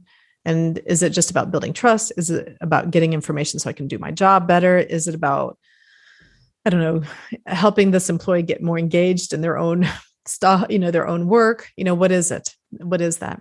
And I had recently, after one of the communication work, I do communication workshops at organizations, but a big part of that, there's a listening piece in there. And I had one person tell me that they would go to meetings and they would basically keep trying to figure out where they're going to get their message in there.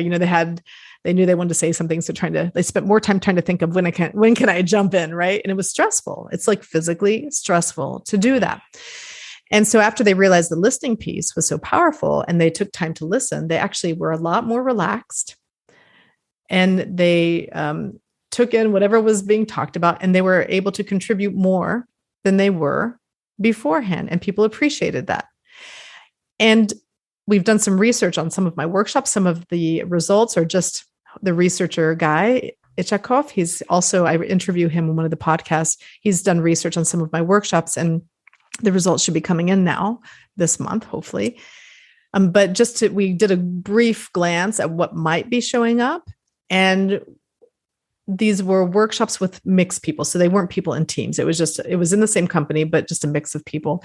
And in general, they evaluated themselves as better listeners afterwards, which, you have to take that with a grain of salt. But what was really interesting is that even though they did not feel listened to better by their team members, but we didn't do team workshops, so that makes sense, they did feel more belonging in the company, and they felt like they had more voice. They didn't feel listened to it more in their team, but they felt like they had more voice in the company. Now, I don't have the answers to why that is, but I think that's really interesting that you feel more belonging and you have more voice in the company, even if you don't necessarily feel listened to in your team more. Yeah.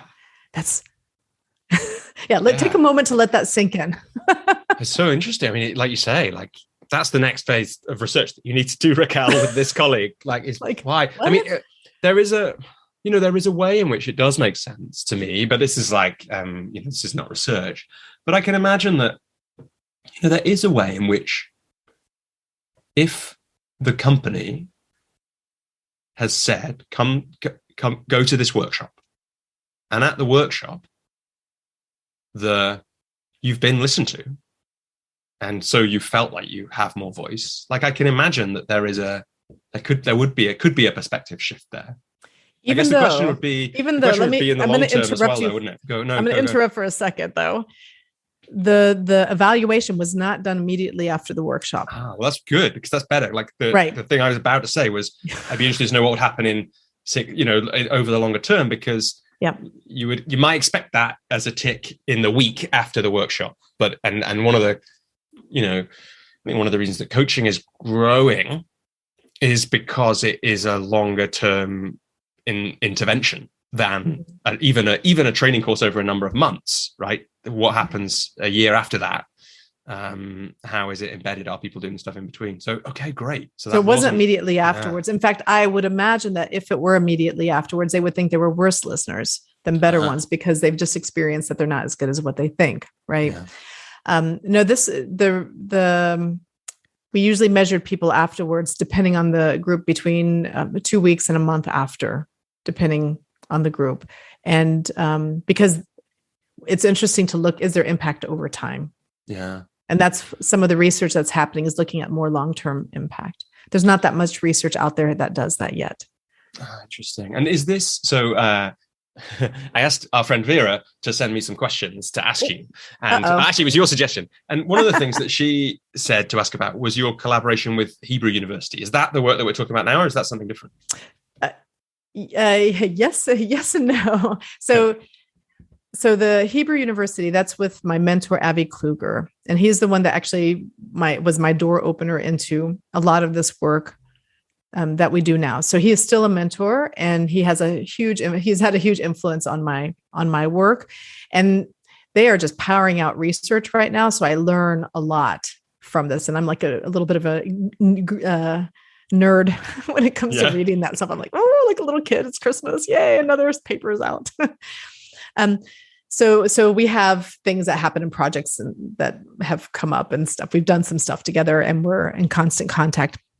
Yet one of his PhD students, Guy, is not part of Hebrew University anymore. He now is at the Haifa University.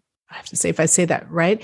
Now he's a professor at a different university, even though they collaborate a lot. And Guy is the one that's doing this research. So it's not specifically with Hebrew University, but he used to be a PhD student at Hebrew University.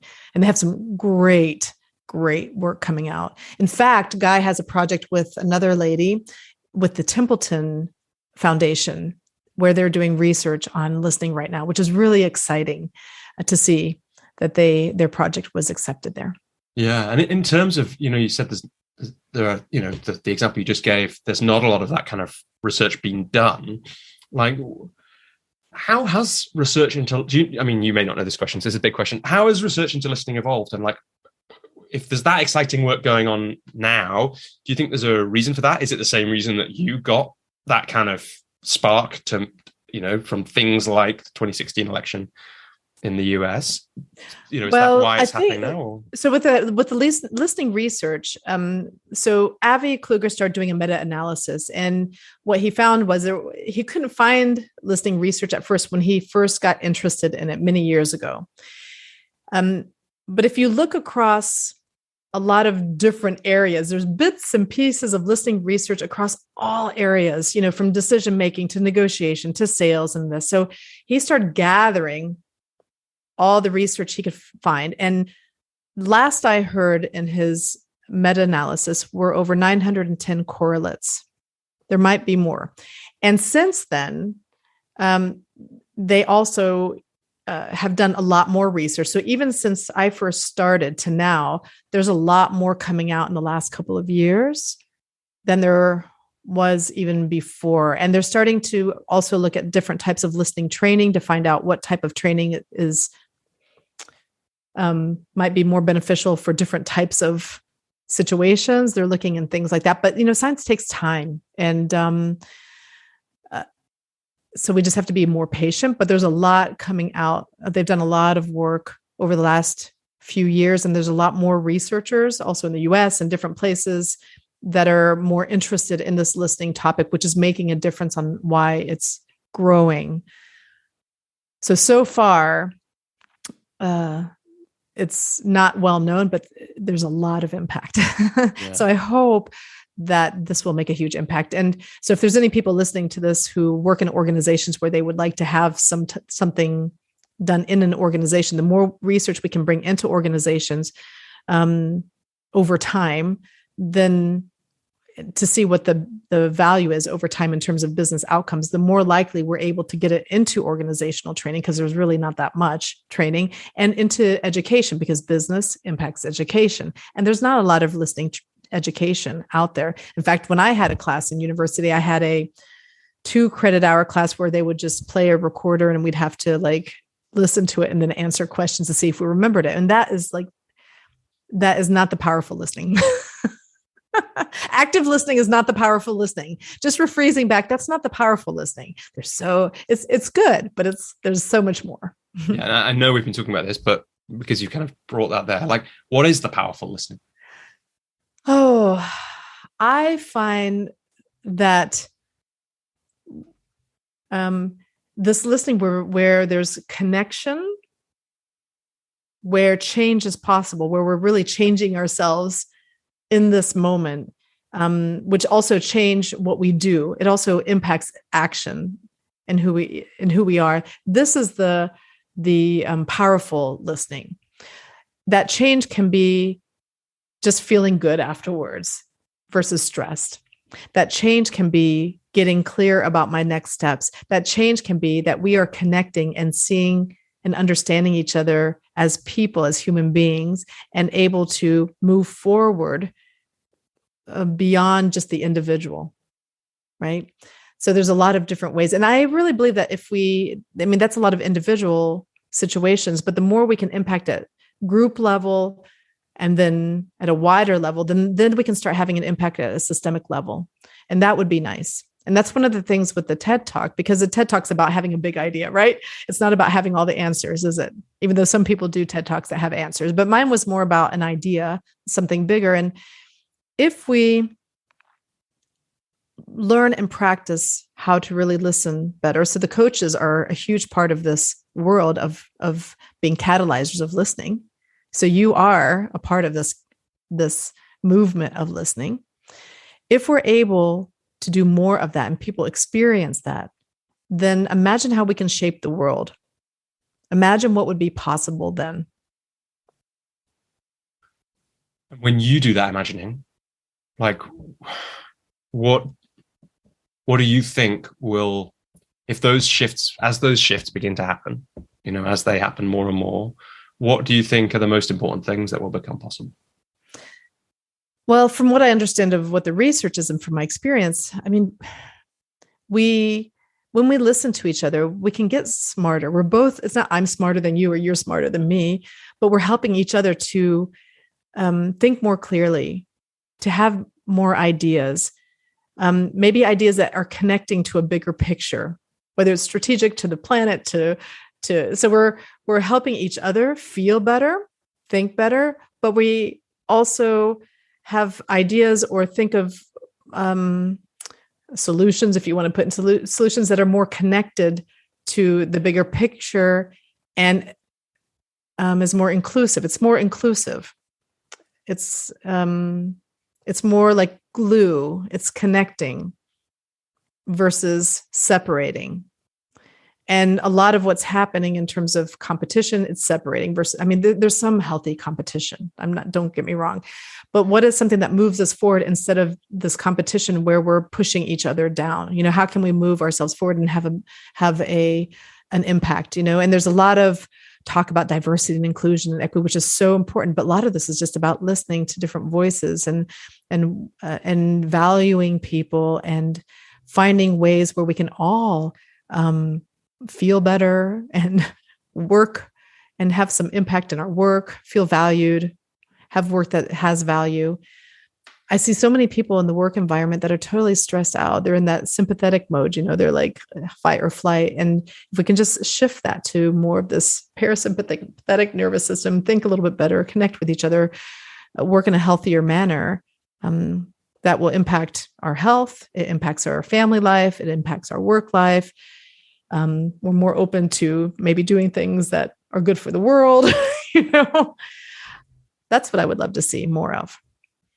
I mean, that's pretty big, but yeah, it's possible. Things are happening. There are pockets of this happening. So we just need to have more of those bubbles happening and then the bubbles merging. Because I think we need to do it together to have more impact. I think doing it in these small pockets is not enough. I think we need to come together and do it together to have more impact. Yeah, that's one of the things that feels nice about your podcast. It does feel like some of those bubbles coming together, obviously with you and not necessarily with each other at different times, with different guests, but there's a beautiful episode with the documentary maker. There's researchers on there. There's coaches. There's I've forgotten the name of the guest who works in a Dutch woman who has been the chief listening officer. In hospitals. Corinne, yeah, amazing. Yeah, she's an amazing person. Yeah. So it does feel like there's a sense of that, and also I guess there's a sense. I think it might have been. It's kind of what you were just talking about. It might have also been what one of the guests was saying on your show, which is that like some of the research is doing that now. So it's happened in all these different. It hasn't been listening research, even though listening has been researched, if that makes sense. But it now is more being brought together in that. And if listening is the big part of that, then, that is so important. So if you bring it back to the coaches who are listening, realize that the work you're doing has more impact than you realize. And what if you have this in mind when you're actually coaching, and to trust that process and what that person does once they leave the room and how they interact with the next person or what might happen, in the group. So, and also coaches do group. I'm sure there's group coaches, here. So how do you facilitate listening within a group? Right. And facilitate that they listen to each other. And this is really fascinating. And the collective intelligence that happens. And like we do a lot of listening circles, really great structures. And often I do a very pure version where online, I do most of my work online lately. It's, surprise. But basically as a facilitator, I will call one name at a time and I'll stay in that order. No matter what. And when I call your name, you have a few seconds to think, is there something that wants to be said? And if not, you can pass. And there's 4 guidelines. First, that you listen or that you speak from the heart. So when you speak, that you really speak from what matters to you, what's important to you, from your own experiences, not from experiences of others, but your own experiences. That you listen from the heart, meaning that you're open, you're curious, that you might discover something new. You might change your mind. And if, you get distracted, bring yourself back. And if you decide to only listen during the listening circle, that has power, that influences the group. The third thing is not to rehearse ahead of time. So don't think about what you're going to say ahead of time. Just when it's your turn, you're allowed to take a few seconds to pay attention. Is there something that I want to say? And it's okay. And then the last one is to speak lean. Say enough, but don't keep going on and on, because you'll lose people. People will not be able to listen to you if you keep going on and on. So it's partly respecting time, but also if you want to be listened to, then focus on what's really important. And you don't have to just say, oh, I agree with that other person. What moves the group forward, right? So that listening circle, and you keep going until there's either nothing left to say or the time has run out. People are always so surprised at how relaxed they feel, because those who talk a lot don't know that they're going to get their turn, so they can relax and listen to others. Those who are quiet, maybe it takes a circle or two, but then when they're ready, they can say something, right? And everybody knows they'll get their turn and they don't have to respond right in that moment. And it balances out, actually, it balances out the talk, who's talking and who's listening. And it's much more relaxing, and people are often surprised at the value, the gold that comes out in that listening circle. Yeah. And how do you, like, when you're running a listening circle, are you running those in organizations? Does it tend to be with groups outside of organizations? And how do people use, like, I can, for the big agenda that we've just been talking about, I can see how that is so powerful and the ripples will be there. But in a practical sense, how are people using those, and how are you, I don't know, really strange for some reason, the question that's come up, but trusting it, how are you selling them? I don't sell them. I just do. Well, maybe I do sell them. I don't know. I usually sell them through experiences. I give them the experience, and that sells itself. Yeah. If you Google listening circles, you will find loads of research and resources out there. There's loads out there, everything from the thinking environment to, I have to think, I can see if I can find some resources if you want to add them here, but there's loads out there. For myself, I use them often, and I have a lot of adaptations of them. So the formal one is the one where you go in the circle until there's nothing left to say. And Guy is doing research on that type of training in organizations with teams where there's history and relationships where it's messy. And when he's done research on those messy situations in under pressure situations like customer service and things like this, what he says is that, and I have a podcast where people can listen to this, is that often a listening circle, to get to a point where nothing is left to be said can take up to 3 hours, which is a long time. I think that happens at first. Over time, once people know the process and get used to it, it gets less. But in the beginning, when things are messy, and yet people feel more belonging, they feel more heard, they have a better customer perspective. So there's a lot that happens, which are business outcomes. So if you want to sell it, then focus on the business outcomes. That's what the people selling it need to sell it for, right? And it has a lot to do with making smarter decisions. If you get all the information, everyone's perspective, and then from there make a decision, your decision is going to be better, more effective. There's a lot of research there was the research on Google Teams, teams that were successful over and over and over were the ones that had psychological safety. And the two aspects that impacted that was, number one was equal time taking. And the second one was empathy. So being in tune with the person's feelings. So what does equal time taking mean? That means that everyone has a chance to say what they need to say throughout the day. A listening circle can create that structure so that's possible if that's not happening. So that's a structure that can help that process until people feel comfortable and maybe do it on their own. What I found when I'm doing circles, like if I do a workshop and I do a check-in or I do a checkout, I always try to find stuff where every voice is heard right in the very beginning and every voice is heard at the very end, even if it's just a couple sentences or a word or something. I try to do that. Sorry, just to be really clear, because I think that's a lot of people do that. I'm not sure, and I'm not sure I know the answer to this either, which is why I'm asking. Really, is that the reason that is important is for creating psychological safety? The The listening whole circle? group check-in, the whole group check-out? Oh, that's a different. Yeah, the check-in, check-out, I think that does help with psychological safety. It also helps. I read somewhere, and I don't know where I read this, that people don't feel like they're really present unless their voice is heard.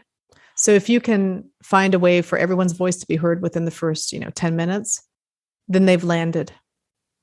And in terms of at the end takeaways, I always ask for just one takeaway, even if they have multiple ones, because even if they have multiple ones and they just say the one, if you hear everyone's takeaway, you have the collective takeaway, and it gets in a lot, the whole perspective of the group, and also the depth of what was taken from that meeting or from that workshop. So everyone's voice is heard and they hear each other. So maybe something that someone missed out on because they're, thinking a lot more, someone else captured that. And then usually you have a much deeper takeaway at the very end if you do it that way. Yeah. And maybe it's so good to get into the detail and the intricacy of the listening circle. Just to rewind a little bit, just to speak a little more about the one-to-one work that you do. And you talk so beautifully about the impact that coaches are having, right? Through those, through the conversations, but also through the ripples. But I wonder in terms of, you talked about changing ourselves through listening, but also changing what we do. And you talked about coaches, having that in mind when coaching and trusting that process. Like, how do you do all of that in the coaching that you do? So how do I help people change in the coaching that I do? Or yeah, good question. So it's always a good, whenever someone asks you what your question meant, it's always a good time to ask the question again better, isn't it? You can also answer whatever question you want, Raquel. But the question that I'm asking is maybe, so if you are going to help the client that you're working with change themselves and change what they do, and you're going to have, what are the most important things to have in mind when you're coaching them, and use in mind, like loosely, given everything we've been saying? And also, I guess that's the question really. It's like, if a coach has been listening to this and is thinking, how do I do more of that thing that Raquel's talking about? Okay. Where do they go with that? But to catch it, I think I'm most interested in, like, how do you do that? Okay. How do I do it? Specifically, yeah. Because I coach a wide variety of people, but I coach people who are just starting their profession all the way to CTOs. So I have a wide range of people who I coach, but they're all human. Everyone's human, right? And in general, I will ask people to think about, even though they usually come with what they want to work on. And often people come to me for communication coaching, communication leadership. They come for that reason. And you said that in something you wrote. I'm considered a communication coach by the people you work with. I think that's really interesting. Yeah. That is just, that doesn't, and the way you're saying it now, it's like, that's not how you're branding yourself. No, but that's kind of what's evolved. And so, this is my communication coach. So this is, even though a lot of topics around, leadership, around even personal branding, around feedback, there's all different areas, or just time to think. But anyway, so I have a wide variety. And even though there's certain areas they want to work on initially, I usually have them try to think of 1 to 3 questions or topics that they want to bring to the session and where they want to focus to help them learn how to be prepared. With senior level people, that's usually not a problem. They're already doing some of that, but especially with more junior people, they haven't had the experience yet on how to be prepared. But it also depends on the person. And some people are more structured and some people are more creative. So you have to work with what the person needs. And so my coaching sessions will also be adapted to that person. Some people who need more structure, I'll make sure there's more structure in there. For other people who just need space to need it more open, then I'm more open. So I'm very adaptable. But what I usually do is ask them where they want to focus their time and energy. And we'll start there. Sometimes we go in other directions, or we recognize there's something more, but that's a starting point. And I always end with, what's the key takeaways? That's something I always do. Well, why is that important to you?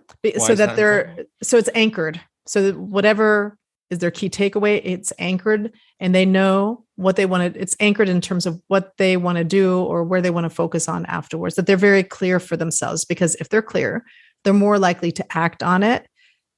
They're more likely to change if they are clear.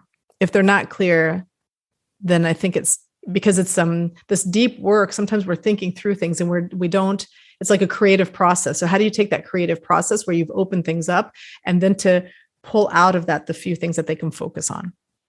Right. So that's something that I do a lot to move from big picture to action. And what's the next step?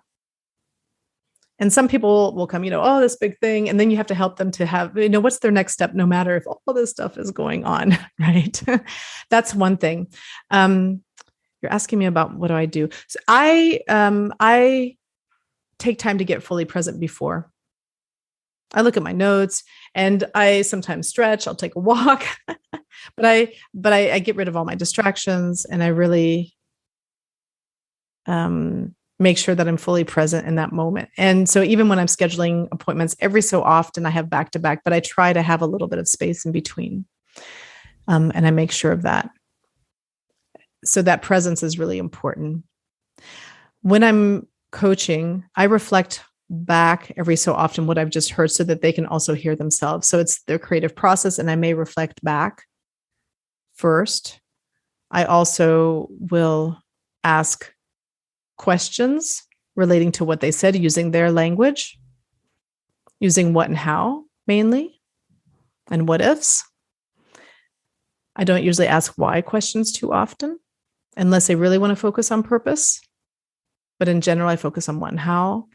And when I notice that people are way into their heads, then I'll use some more intuitive types of things. So lately, because people have been stressed out, I have used more often one of the tools for the transformational presence, which has people get clear about what's in their head, listening to their heart and listening to their emotions, and to start separating that so that they can have a conversation between their emotions, what they just know deep down, and what their head is saying, so that there's an alignment in that conversation in themselves.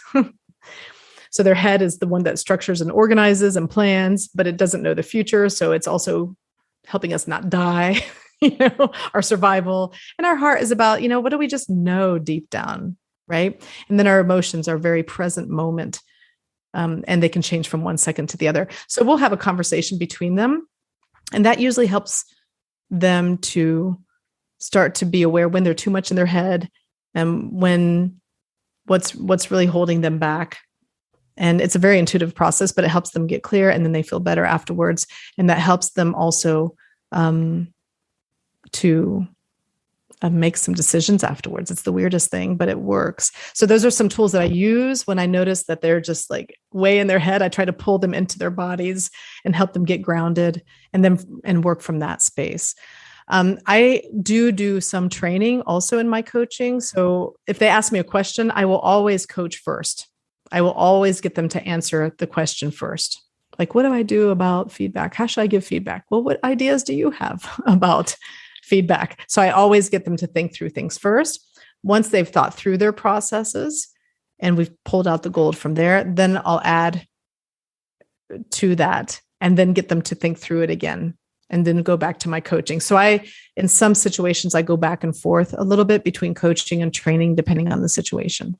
Yeah, and you mentioned that earlier as well, and I wanted to come back to it because I think it's a really interesting, it's a really interesting dynamic to have. And I don't know if this is what happens for you now, but I'm sure it will as time goes on. You'll be in with a client because at some point you'll become a listening coach, right? There'll be on some level there'll be that more than the communication, even explicitly. And so, yeah, how do you both contract for that with somebody you're working with, whether it's a team or it's an individual, a group or an individual or a team, but also how do you manage it beyond what you just said in the moment to, not get in the way of the type of learning that happens through pure coaching, but also, allow the person to benefit from the experience and the teaching that you're doing. So there's a lot in your question there. And I think there's different parts of that question. There's the one like in the moment, how do I get clear between the coaching and training without getting in the way of the coaching? Right. Yeah. And the second thing is the business side of things. Yeah. Right? Well, I guess, yeah. I mean, the business side, but when I speak about contracting, really, I mean, how do you, it strikes me you probably create an agreement which allows you to both teach and coach, train and coach with somebody. And what's important about that? It may not be the case, but what's important about the kind of conversations that happen up front that allow you to both be the coach and be the trainer? So let me think about this. I would say that often when people come to me right now, or what I've noticed lately, they do want me to give them information and to give them tips and tricks and things like this. So the offer, when I do an offer, I have it, let's say they come for communication. I write the offer in a way that when they take it to their boss, it sells the offer to their boss so they can get the coaching. So I write why it's important for the company, what we're going to focus on, the benefits to the company, the benefits for the individual. So my offer actually helps give them talking points to be able to talk to their boss to get the okay for the coaching, to give them that language. I focus on their topics, but I keep it open enough that if things shift and adapt, we work with what they need. In some offers where I know that they're expecting more training because I pay more, I charge more when I do training. So I have my coaching rate, but if a company does a lot of coaching and training with me, then I'll give them I have an adapted rate. And for companies maybe where I don't do as much, but they want training as well, then I'll have a specific rate for that. And for that rate, which is also a little bit more, we put together a Google shared document where as we coach and topics come up, I add resources and I add things to that Google Doc. So it ends up being like their little manual, their personal manual. So I do that in those situations. I don't do that with the purely coaching situations because that takes a lot of extra time and effort. And plus I'm pulling from all the workshops that I do. So there's a lot of value in the content that's in there.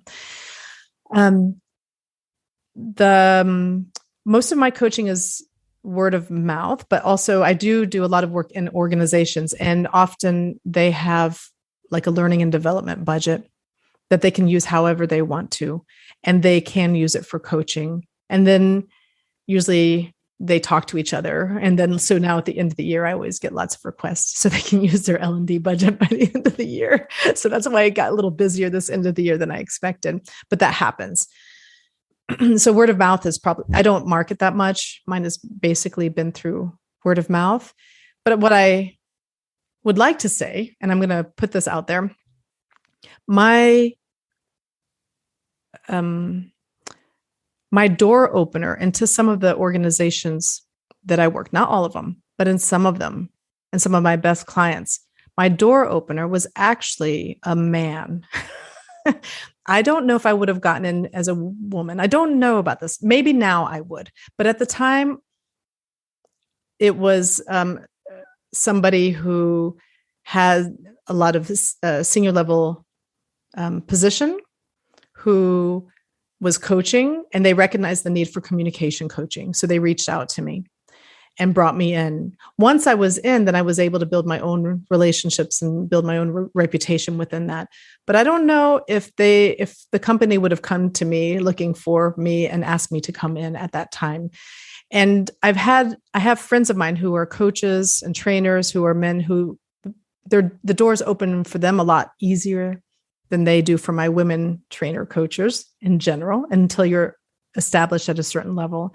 And so I always tell them, I said, thank you for opening the door for us, because that's supporting that we all have an opportunity, because I don't know if that always happens as equally. And I don't know if that's important, but having my women coaches and men coaches, that if the men coaches have a better job of getting into the organization, and help bring your women in there too, because even in my coaching, I have a lot of professional women who come to me. People need different people, and it's not about being competitive, but there's chemistry or needs with different coaches. So we can really help and support each other in growing our businesses and having impact. So that has been my experience, or at least in the beginning when I was first getting started, that made a difference for me. Yeah. And there's a few things in there. Once you're in, in these kind of, once things are going in a business like yours, like mine, like then the word of mouth can start. And one of the questions is, how does it get going? And one of the things we need sometimes is that door to be opened by people. And it's a wonderful, like, it's a beautiful thing to be able to open the door for people as well. I think it's worth saying that it you know, to be able to make the connections and for people and be part of their journeys is a really wonderful thing. And what a good observation, interesting observation about gender playing a role. Yeah. I wonder also with people, I don't know how your listeners are, but to have, everybody has a history of experience. So that sometimes at first, I think when I first got into coaching, I thought I was closing one door and then opening another, but actually that's not true. Now, when I look at the work that I do with coaching and listening and training, my history, everything I've done is now coming together to make me my unique self and what I can offer to the world. And so we all have our unique part or piece, and yet we need each other because we can't do it alone. We have to work. I don't think we have to, but I think we can do much more, and it's a lot more fun to work together. That's why I love Vera. That's why I've mentioned different people. Jody, I can mention all these people, Corinne, all these people who've been on my podcast, amazing people. And it's great when we can help each other and support each other to, I don't know, make a better world. Yeah, absolutely. I completely agree. And, maybe there's a little bridge there for us into, I'm curious. We've talked about lots of parts of your work. And by the way, it totally comes across, that thing that you just said. From people who have been listening to this will have totally felt how your unique self has come together in this, in all the stories you touched on from your past. And it's really lovely to hear that, and to get a sense and a sight into somebody. I guess where there's other parts of your work, though, that we haven't really talked about, explicitly at least, like the listening labs and all kinds of other things, and on your website you talk about, we touched on them a little bit, workshops, but also the training, and we've talked a little bit about speaking and coaching. What are you excited about that's coming up for you? What's next? Or is there anything that we haven't talked about that feels important to get into? What's coming up? I don't know exactly, but I do have a couple of things I'd like to focus on. So one of my challenges is that I'm a creative idea person and I'm a connector. Therefore, I always see all these possibilities and ideas. And sometimes I have too much going on and I have to really focus to pick and choose. It doesn't matter what it is, but to pick and choose and to work on it. So one of the things I'd like to do in terms of the listening piece, I'd love to start playing around with playgrounds. This emerged in the TED Talk, this idea of playgrounds. I've done listening labs a lot in the past, and the labs are also very experiential. You could call them a type of playground. And I was thinking, well, what's the difference between listening lab and listening playground? What is that difference for me? And one is, the listening lab is almost to me like the first time you're experiencing something and you're trying things out, you're experimenting and getting a taste of that listening. And the playgrounds for me are more where you go and practice. And maybe even practice with really practical, everyday things. Now, I've only started playing around with this idea. So this is still an experimental phase, but I put it on my website to have a plan. And, I do play a lot. And then how do I put it into this form? And I've been talking to people, a lot of other people who do different types of listening things to say, how can we maybe create a playground? And what does it also mean for the researchers and the science? Is there a way they can get involved? So this is an emerging thing. So if anybody has ideas, I'm always open to some ideas. So that's something I would like to see. Is there a way to create a space where people can practice on a regular basis to work on their listening muscle, which is actually going to help their communication. It's going to help their voice. It's going to help them work better, to feel better, and maybe meet some great people in the meantime, right? So that's one area I'd like to focus. I also have not been interviewed on that many podcasts because I'm more used to interviewing other people. And so I decided to set a goal for myself to be interviewed once a month this coming year. I think our goals don't have to be so overwhelming, but just once a month. Yeah. because we have life to take care of too, right? Yeah. And so, but once a month, and you're going to be my first podcast. Yes. So woohoo, we got to celebrate that. Yeah. My first podcast of the year. So you're helping me set my goal. And I would like to do more speaking. I would like to do more speaking and giving voice or listening a voice, and to play around with the idea of how to do speaking in a way that people still experience listening. Yeah. That was what I tried to do with the TEDx talk, to not only talk, but to create an experience. I don't know if it worked or not. I think so. Which I'd love to, have feedback from listeners about that. But I wanted to have it feel a little bit like a listening experience. And is that possible? And how can I do that? Yeah. I mean, there's the listening playgrounds is very cool. And I'm sure like you said, meet some interesting people. Isn't it interesting that, listening creates relationships. And so if you're in a listening playground with somebody, if you're in a listening circle, if you've had the experience of being listened to, then those relationships form. And also when you listen to people, they get suddenly they become magically very interesting. It's my experience. You are very interesting. Like everyone is really interesting when they're listened to really beautifully. It's certainly my experience. Yeah. But I love what you said about giving listening a voice, and what a good challenge to set for, having these more speaking engagements. And when you said, I was going to ask, why is that? And as soon as you said giving listening a voice, I was like, almost don't need to ask why doing more speaking is important to you. But then how do you give listening a voice? And what a great challenge to say, well, yeah, as we've kind of touched on already, it's not just talking about listening, right? If we want to actually give listening a voice, there's something about it. Listening has to be actually involved in it. So I'm just curious, Robbie, you've been doing great listening on this podcast. From our conversation, like, what are some ideas that are coming up for you?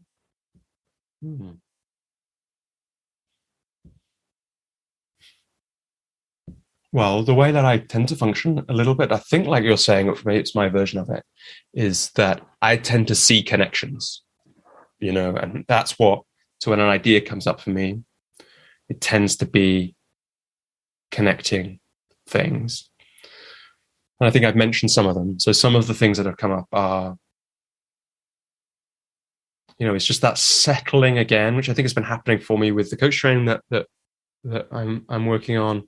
Just a settling of the fundamental place of listening in not just coaching, but in kind of the historical moment that we are living in. That made a connection for me. You were talking about the listening circles. There's an organization called Rebel Wisdom, and really they're a YouTube channel. Essentially, they're a new media company. But one of the things they're interested in has been, sparked, not entirely, but not entirely separately from the thing that sparked yours, from like, what the heck was going on in 2016, in the UK, but also in the US, but also in the UK, also, everywhere. In lots of other parts of the world. That felt like a year when, something was happening. And they came to something that you said too, which is one of the questions is, how do we move to a form of collective intelligence? That really to deal with the complexity of the problems that we're facing, no longer can we have one really smart person, no matter how smart they are, telling people how to do things, because that, no one is smart enough to do that, basically. And what's the possibility for collectively doing that? I think one of the things that this conversation has done for me is, again, just kind of allow that to coalesce in a way that, in a way that speaks to, I think one of the things that you've done in this conversation, or you did very beautifully, was speak to the many levels at which listening can have an impact. But bringing it in, starting in some ways, if you talking about 2016 and that spark for you, but also finishing in this conversation in different ways with, the ripples of the impact of listening. So I'm not sure that I answered your question with ideas, but that's what's coming up for me at the end of this call. What do you notice? I was going to say, I was thinking about Vera came up to me too, so here's the call we've had. It's It's been really lovely. I think I'm also taking quite a bit with me to think about, actually. So also some clarity on focus on what's important, on maybe also I was thinking, since we were speaking to coaches, not that I don't forget about coaches, but sometimes I'm so into this business world that I forget, oh yeah, like talking to the coaches who are listening to this and, letting the listeners, letting you know how important your role is and that the work that you do through this listening piece and what probably, what you do in your training, that this has such the impact is much more than what you realize. And it's really needed. It's really needed. And so maybe we're part of that rebel group and what we're trying to do with it. And to see how this also moves us forward and takes us, so we don't stay in this. It's good to explore, but we need to get practical too. We need to get things done. And what can we do so that what we're getting done actually matters and has some meaning? This is important. And Vera, who was the reason why we're even talking together, what would you go tell Vera about this? Oh, that's a good question. Well, I probably will go and tell Vera. Why? We've been talking about opening doors, right? And, there's no reason why technically we might not have had this conversation without Vera, but we didn't, right? And that's because Vera made that connection, and so the first thing is definitely gratitude to Vera.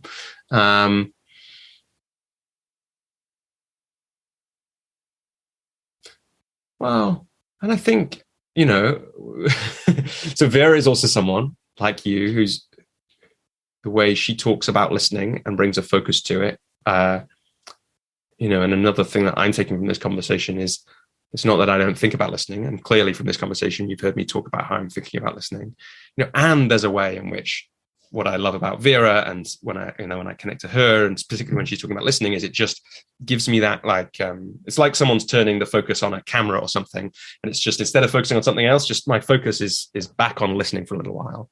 Mm-hmm. And so part of the reason I'm grateful for this conversation is that's definitely happened for me. How about you? What are you going to say to Vera after this call? I think she should get interviewed someday. Yeah, she definitely should. She's good at holding the space for others, but one of these days, I think it would be great. She has such a wise. When I first met her, she was so quiet; she didn't say anything. And later on, she's like, "Do you think that I could hold?" I think it was something like hold space for someone just by listening. Do you think that could be my role? And I'm like, "Well, yeah." But actually, what's happened is she's got a beautiful voice and she has so many good things to say, really wise person. And so I'd be excited to see what would happen. Yeah. Many people should interview Vera. That is completely true. That is completely true. Raquel, thanks so much for your time. Before we wrap up, I just want to check, is there anything else that you gave a beautiful message for coaches out there? Is there anything that we haven't talked about or anything else you want to share before we wrap up the call? Or any way you want to point people, I guess, is the last thing. I mean, we'll put links to everything in the pages and the show notes where people are listening, but that too. What would really, I guess, if I can ask for help, right? Yeah. Okay. I'm not really good at the social media stuff and asking people to like and share. I'm not good at that, but I'll do that here for the TED Talk. Cause I was talking to my mom. I'm like, you guys got to share. She's like, oh, you can like a TED Talk. This is my mom. But if you guys are on YouTube and you look at the TED Talk or you listen to the podcast and you like it, authentically like it, then please like it and share it. That would be awesome. And mainly it's about giving listening a voice. And the more we can do that, the more we can help people to just start even thinking about this and noticing and becoming aware. That's the start. I'd love to spark that. And, if we get this playground thing going on, or you're interested in anything around listening, then reach out.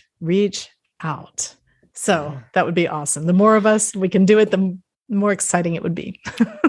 Yeah, nice. And we'll put links to you and all your work in the wherever people are listening, like I say. And yeah, people should definitely watch the TED Talk. It's there. It's beautiful. And the podcast is if people have liked this conversation, especially the bits where we dove into listening, then they'll love your podcast, and such a diverse group of people on there tackling listening, like I said, from so many different angles. So we'll put a link to that too. And but yeah, Raquel, look, it's been such a pleasure to hear you speak and listen to you as well as be listened to. Yeah, thanks for all your time, and excited to see how all of this rolls out into the future. Yeah, and this long conversation is not that long. It went by so quick. It's always like, yeah, no, it's funny for I do sometimes get comments from people saying that the episodes are too long, but mostly I think they should listen on 1.5 speed, and then they'll and then it won't be so long. But yeah, I love it. Like when you're listening, it's another part now, because we're in the listening thing. It's like when you're listening, what sometimes happens is, I've got a little clock by the side of my screen for coaching. You glance at it and suddenly 30 minutes has gone by and you don't really know how that's happened. Now 2 hours. So yeah, thanks so much, Raquel. Thank you, Robbie. Hello, everyone. Robbie here again. I'm back at the end of the interview just to say a few more things. I hope you enjoyed that conversation between Raquel and me. I had a wonderful time listening back to it this afternoon. And there are just a few things that I want to say. As you got all the way to the end of the podcast, I thought, there's a good chance you enjoyed it. And maybe you listened on 1.5 speed, like we were joking about in the episode. If you did, good work. Well done saving half an hour or so. If you like the podcast, there are just a few things you could do to help support it, if you're so inclined. The first is you could follow or write a review of the podcast wherever you're listening. So you can now rate the podcast on Spotify, you can write reviews on iTunes, but I've also, because my book is out, as I said at the start of the podcast, I've been searching myself on Amazon occasionally, certainly more often than I ever have before, and one of the things that pops up is this podcast, because it's on Amazon Music and it's on Audible. And so if you want to go onto Amazon, it looks rather lonely there, it has no ratings, it has no reviews. If you want to go and write a review, if you have a spare 5 minutes to write a review on Amazon for the podcast, that would be amazing.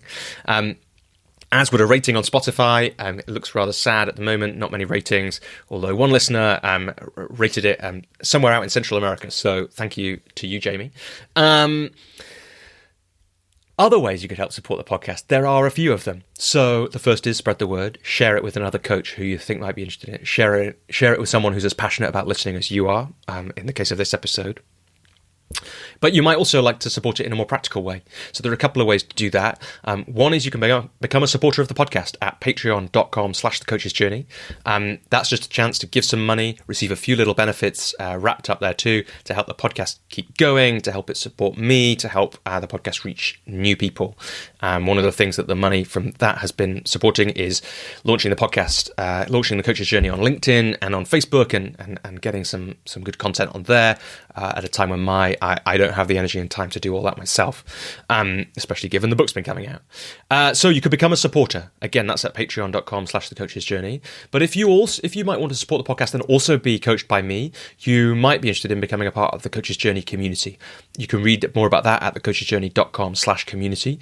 It's an open-ended group coaching program led by me. So you'll be coached by me. I'll be your coach. And it's the most affordable and flexible way of working with me. So you can pay as little as about £10 a month. And for that, you get to come to a couple of community calls every year. You get to be coached by me. You get to be supported by other members of the community. And yeah, then you can pay a little more. You can pay £20 a month and come to or so and come to 4 calls a year. Or you can pay about £100 a month, and then you become a full member. You get some one-to-one coaching by me. You come to all 10 community calls a year, and get to be a full member of the community. And that's the most powerful way that I know to support other coaches to learn and grow is to support them as a group, because there's so many levels of learning. It's flexible. It's an affordable way of working with me. So if you're interested in that, you can find out more at thecoachesjourney.com/community. And while we're talking about the community and the supporters, thank you to Alex McIntyre, Alex Swallow, Joey Owen, Ken Brewer, Ruth Saville, and Michael Hubbard for your ongoing support. It means a lot, as does the support of all the members of the community. Okay, thanks so much for listening. Again, I hope you enjoyed the conversation with Raquel. I hope we'll have you back with us on the Coach's Journey podcast sometime soon, and wishing you a wonderful rest of the day.